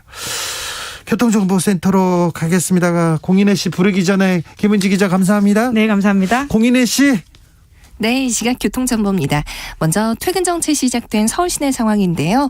올림픽대로 잠실 쪽 반포대교부터 청담대교까지 꽉 막혀있는 이유, 이 사이 동호대교 지난 1차로에서는 사고 처리 중이고요. 청담대교 부근 하위 차로에 작업이 꾸준해서입니다. 살펴 지나시고요. 반대 공항 쪽 한남대교부터 한강대교까지와 여의 하류부터도 속도 떨어집니다. 강변북로 양방향 한강대교 중심으로 정체 시작되는데요. 현재 일산 쪽은 가양대교 부근 1차로에서 추돌 사고도 처리 중입니다. 한강대교부터 내내 정체가 이어지고요. 서부간선도로 성산대교 쪽 전 구간 더디고 금천 방향 전 구간 정체 이동에도 50분 가까이 필요합니다. 경부고속도로 부산 방향 양산 분기점 부근으로는 화물차가 2, 3차로에 걸쳐 옆으로 넘어진 단독 사고 처리 중입니다. 뒤로 양산 나드목부터 3km 구간 꽉 막혀 있습니다. 오늘 비록 퇴근길이지만 교통량 자체가 많다기보다는 빗길 돌발 소식 꾸준하니까요. 다시 한번 안전운행 부탁드립니다. KBS 교통정보센터였습니다.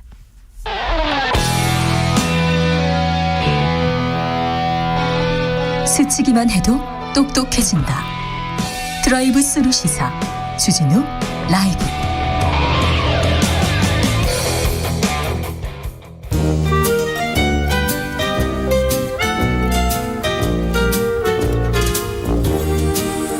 민생이 먼저다. 함께 잘 먹고 잘 사는 법 찾아보겠습니다.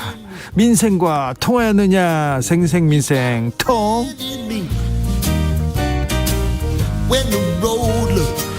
안진아서나 민생생각 안진걸 민생경제연구소장 어서 오세요. 네, 안녕하세요. 오늘은 어디에서 오세요? 예, 오늘 또 많은 일이 있었는데요. 네. 아침에 오마이 TV에 출연해가지고 이광재 의원 발 이재용 사면론을 반박을 했는데요. 네. 그런 사연이 있습니다. 네.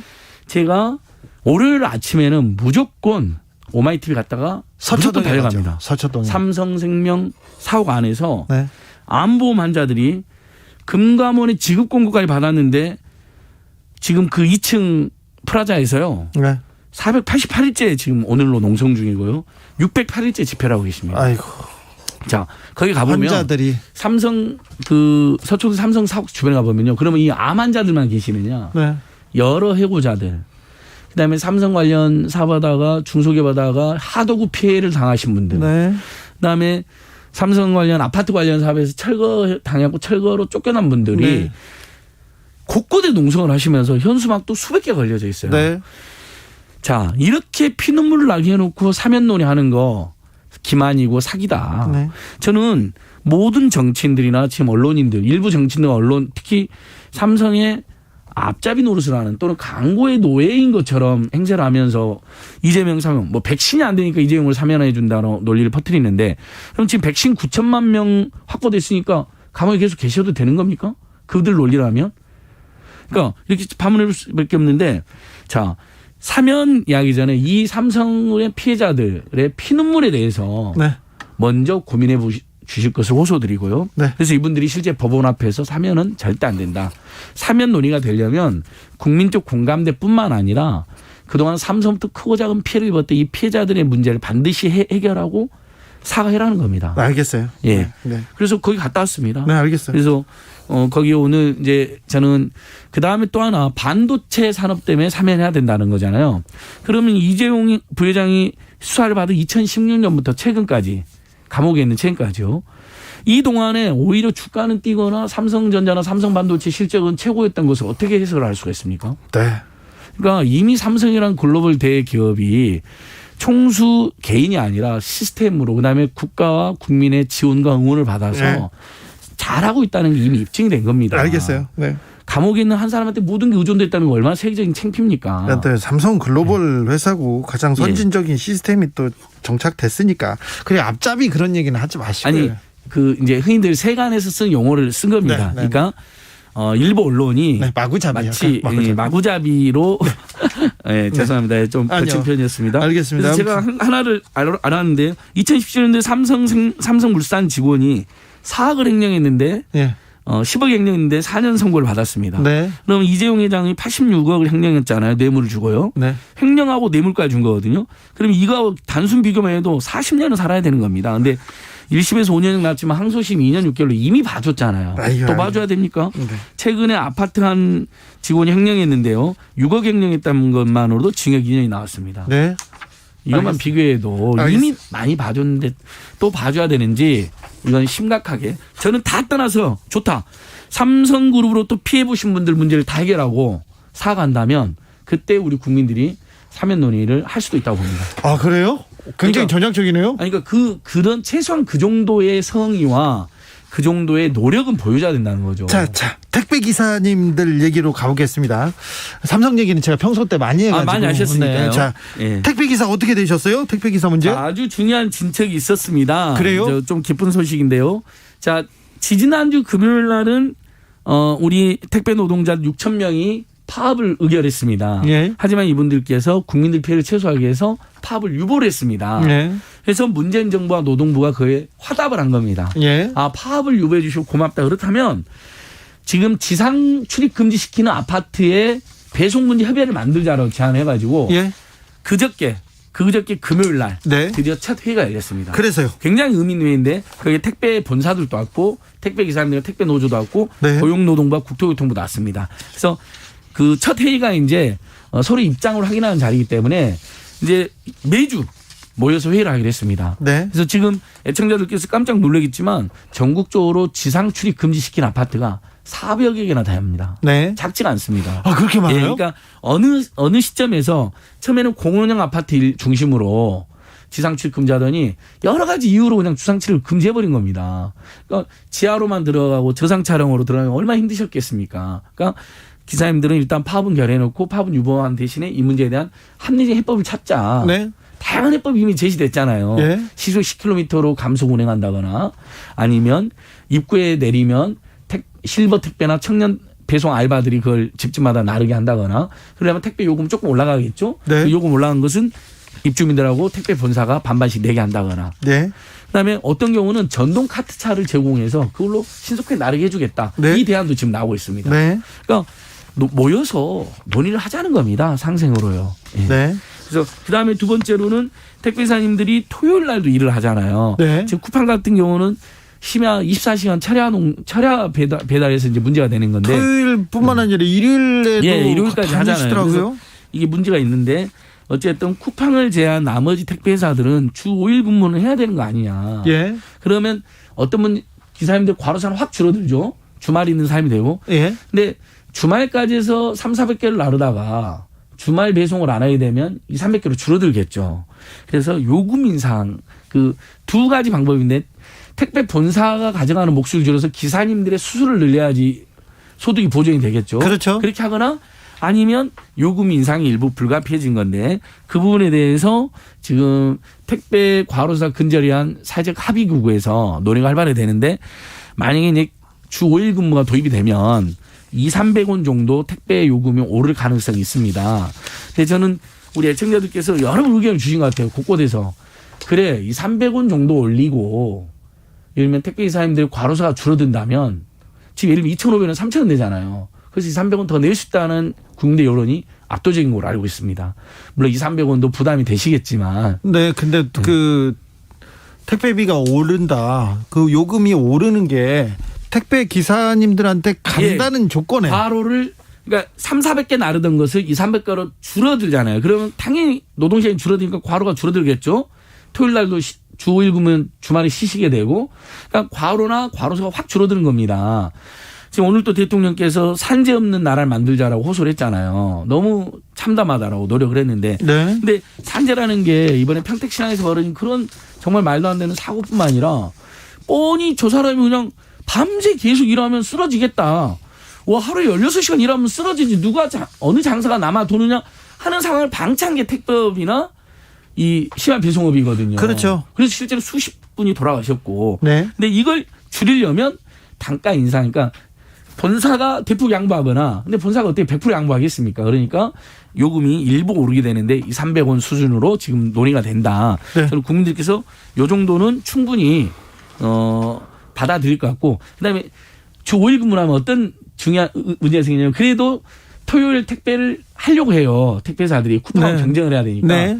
그러면 사람을 더 뽑게 됩니다. 더 뽑아야죠. 고용이 늘어나게 됩니다. 그러니까 기존 노동자들은 6일하던 거 5일로 줄어들되 그 주말 배송이 없어지는 건 아니에요. 택배사들 입장에서. 왜냐하면 쿠팡하고 경쟁을 하고 있으니까. 네. 그러니까 사람을 기사님 더 뽑게 되는 거죠. 그래서 고용 창출도 상당히 이루어지는 거예요. 그래서 요금 우리가 300원 올려서 과로사 없어지고 고용 창출되면 그건 윈윈윈 정책이 되는 것이죠. 알겠어요. 윈 정책이 될 것이라고 하는데 헤이드님께서는 택배비 올리는 건 괜찮아요. 네. 괜찮은데 그 돈이 택배 기사한테 안 가고 택배 회사에서 착취하는 거 아닌지 그것 때문에 걱정이에요. 그 부분을 제가 이제 사회적 합의구에서 택배 기사님들의 몫을 충분히 보장하는 것으로 논의가 되고 있습니다. 시민들이 국민들이 택시비 올려줄 수 있다. 택시 기사님의 복지를 위해서 임금을 위해서 써야 되는데 택시 회사에서 산학금이라고 하지 않습니까? 돈 더 올리고 그러면 이거는 또 그렇죠. 지금도 기사님들이 우리 주인 라이브 듣고 아직도 산학금 올랐더니 아니 택시비 올리면 산학금이 올라요. 산학금만 올려가지고 우리한테 하나도 안 왔다는 기사님들이 많으세요. 그러니까 그래요. 그 문제도 저희가 계속 관심을 가지고 결국은 한국 자본주의 경제가 가장 밑바닥에서 열심히 일하는 사람들의 몫을 늘려주는 경제로 가야 됩니다. 같이 잘 살아야 될 거 아닙니까? 조 바이든 대통령 이야기가 너무 지금 중요합니다. 자, 자본주의가 살려면 중간 이하의 국민들한테 집중적으로 도와줘야 된다. 낙수효과 없다. 네. 재벌 대기업이나 특권층들 도와줘봐야 중산층이나 아래 서민층 하나도 돈 못 받았다. 트럼프가 그런 정책을 했다. 이건 잘못됐다. 그래서 그렇죠. 어떻게 선언했냐면 중간층과 중간 이하층을 집중적으로 돕겠다. 그래서 지금 나온 정책이 이게 너무 놀라운 최저임금을 무려 37%를 올려버렸습니다. 미국에서 그렇습니다. 예. 이거 연방 정부가 먼저 행정명령을 할 수는 500만 명의 노동자에게 37%를 먼저 올렸고요. 네. 그다음에 이것을 아예 의회에서 통과시켜서 민간 임금도 15달러로 만들겠다는 겁니다. 자, 그런데 우리나라에서 보세요. 어디에 어느 산업에 투자한다. 그러면서 기업체 혜택 많이 줍니다. 세제 혜택 주고요. 전기세 다 깎아줍니다. 돈도 많이 싸게 빌려주고요. 그런데 서민들은 돈도 비싸게 빌려야죠. 세금도 있는 그대로 하죠. 혜택도 별로 없어요. 맞습니다. 돈이 많은 사람들한테는 굉장히 큰 혜택들이 있어요. 그래서 이번에 그 아주 중요한 제시인데 통계청에서 아주 중요한 통계가 실제로 났습니다. 자, 10년 전에도 그렇고 작년 4분기 통계를 보니까 우리 국민들 소득 분위를 5분위로 보통 나누잖아요. 네. 20%씩 묶어서. 그러면 하위 소득 20%를 소득 5분이라 그러거든요. 저소득층. 네. 1분, 2분, 3분, 3분, 5분위에서 작년에 그 코로나 때문에 힘든 와중에도 그래도 우리 국민들 어떻게 소비를 줄였기도 했잖아요. 그래서 소득 1분, 2분, 3분, 4분위는 다 흑자를 봤는데 소득 최하위 20%만 24만 원 적자를 봤어요. 아이고. 자, 통계청 통계에서도 이분들이 흑자가 되고 상위 소득자들이 적자가 돼야 양극화가 줄어들 거 아닙니까? 네. 하면 정부가 해야 될 일이 뭐냐면 최하위 소득 20%나 40%한테 집중적으로 지원을 늘리는 겁니다. 그래야 양극화가 해소가 되고 그럼 이분들에게 이분들이 제일 지금 많이 하고 소득이 줄어들었느냐 보니까요. 네, 일자리 감소하고 소득 감소예요. 그렇죠. 일자리 감소는 정부가 공공분야 일자리를 만드는 것으로 보충해야 되고 이분들의 소득이 감소한 것은 결국 임금이 감소한 거기 때문이거든요. 네. 그래서 지금 처음에 2년 최저임금 많이 올렸다가 거기에 대한 여러 반발이나 비판이 있으니까 최근 2년은 최저임금 거의 안 올렸잖아요. 네. 이제 내년도 최저임금은 코로나19 경제위기를 극복하는 차원에서도 저소득층들 위해서 대폭 올려야 될 때가 됐는데 그런데 예. 최저임금 오르면요 나라가 망한다는 언론이 너무 많아요. 옛날에는 주 5일제 하잖아요. 예. 주 5일제 하면 나라가 망한다고 막 기사 썼어요. 우리 선배들이 막 그렇게 쓰더라고. 예. 진짜 망해 막 저한테 설명하더라고요. 예. 근데 망하지 않았는데 최저임금만 오르면 이게 오르면 경제 악영향 그리고 중소기업 하는 사람은 힘들다. 자, 이 기사 20년째 보고 있어요. 예, 제가 20년째 봤고요. 박근혜 정부 때 한 달치 최저임금 비판 기사가 문재인 정부에서는 하루 만에 쏟아졌는데요. 네. 자, 한번 애청자 여러분 정말 냉정해 보자고요. 입장이 달라도. 최저임금 때문에 나라 망한다. 친환경 무상급식하면 나라 망한다. 주일금은 나라 망한다. 그때마다 나왔잖아요. 자, 그 와중에 한국은 이 코로나 와중에도 IMF나 OECD까지 인정하는 세계 7위권의 경제대국이 됐습니다. 망하기는커녕 매년 경제력 순위가 상승하고 있어요. 예. 다만 양극화가 문제가 되니까 저는 하위소득 20% 적자인 문제를 해결해서 그들 집중적으로 지원하자는 것이고요. 그러려면 최저임금 올릴 수밖에 없다는 거고.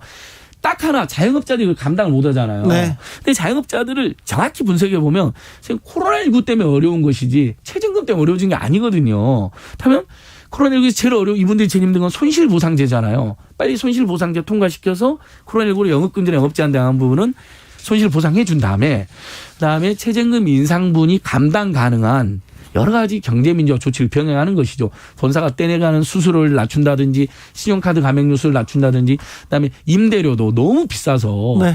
제일 먼저 이분들이 부담하는 건 임대료거든요. 임대료도 공정한 임대료 제도를 정착해서 임대료가 제일 힘들죠. 결국은 그 부분들이 해결되면 최저임금 인상분이 충분히 가능합니다. 2019년도에 최저임금 많이 올랐을 때 신용카드 가맹료수를 1% 정도 낮춘 적이 있었거든요. 문재인 정부에서. 그때 한 프랜차이즈 본사가 1년에 550만 원의 신용카드 가맹 수수료가 절감되는 효과가 있다 분석을 했습니다. 네. 그랬더니 알바 청년 2명 20만 원 올랐잖아요. 그럼 40만 원 올랐죠. 한 달에 최저임금이. 1년에 480만 원 부담이 늘어났는데 신용카드 가맹점 수로가 550이 줄어드니까 오히려 흑자가 됐잖아요. 예. 이렇게 정책 설계를 하고 최저임금 인상분을 감당 가능하게 하면요. 가불병 모두가 삽니다. 그렇죠. 그럼 저소득층들 소득이 늘어나고 중소상공인도 살고. 네, 알겠습니다. 그럼 이게 분수 경제, 아래로부터 경제가 활성화되는 것이죠. 알겠어요. 낙수 아니고 분수 경제. 예. 조성빈님께서 살림꾼 같은 알뜰한 면이 있는가 하면 불의에 항거하는 투사와 같은 모습도 있는 안진걸 소장님 하시는 일 응원합니다. 아유 고맙습니다. 조성빈님, 네, 조성빈님, 잘 지적하셨는데 안진걸 소장이 꼭 그런 것만은 아닙니다. 제가 그런 얘기는 할 수는 없고 참. 예, 네, 지금 네. 뭐 피켓도 엄청 많이 5G 인터넷 사기 사건 열심히 대응하고 있습니다. 예, 알겠습니다. 생생민생통 안진걸 소장 오늘도 감사했습니다. 예, 고맙습니다. 오늘도 수고하고 지친 자들이여 여기로 오라. 이곳은 주 기자의 시사 맛집 주토피아 주진우 라이브. I messed up tonight.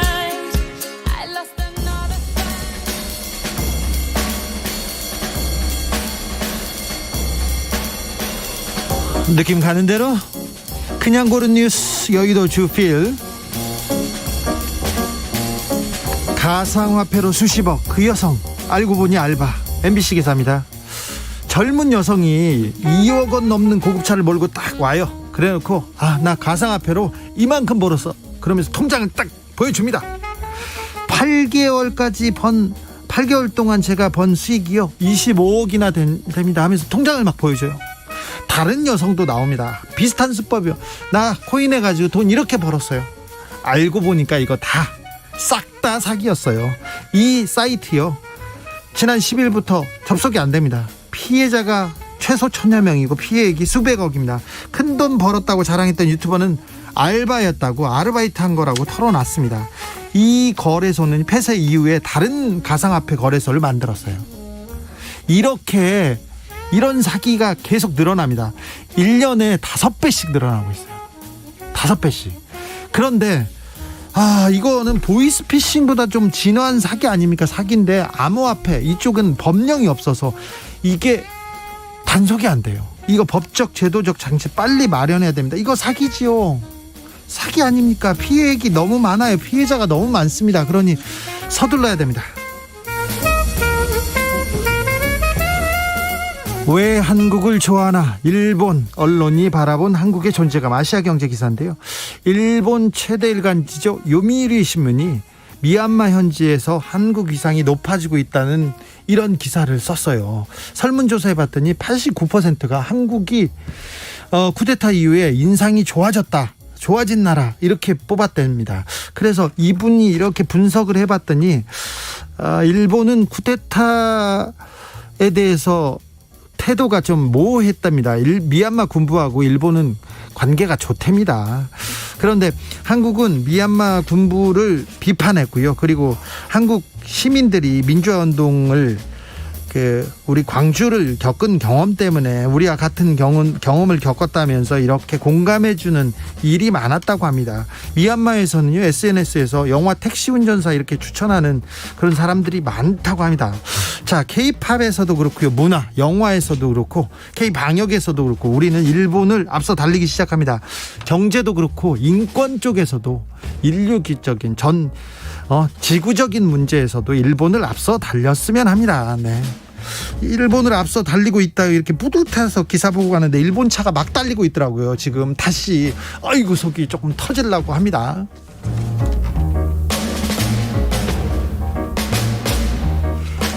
실수에서 비롯된 포스트잇 발명자 별세. KBS 기사인데요. 포스트잇 다 쓰시죠? 메모지 이렇게 붙였다 띄었다 이 포스트잇을 만든 분은 스펜서 퍼거슨 실버 3세인데요.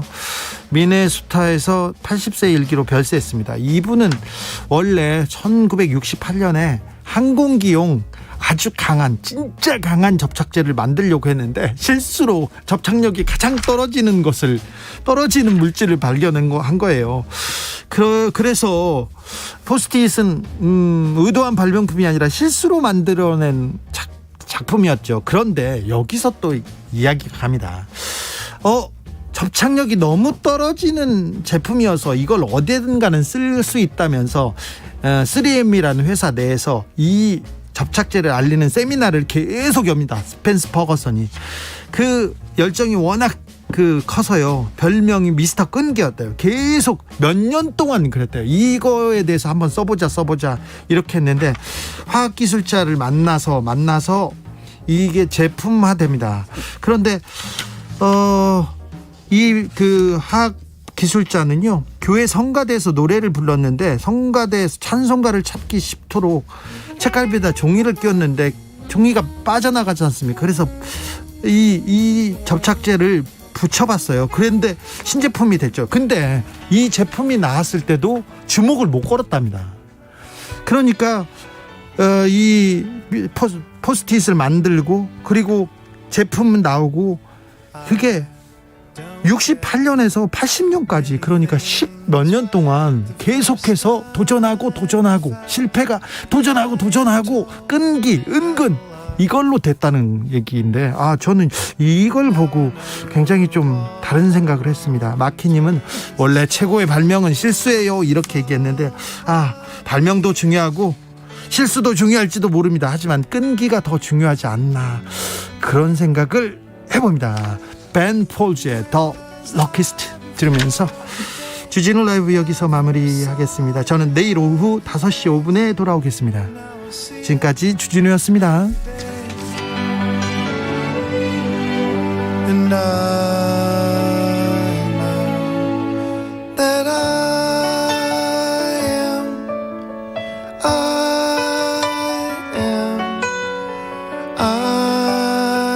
am the luckiest.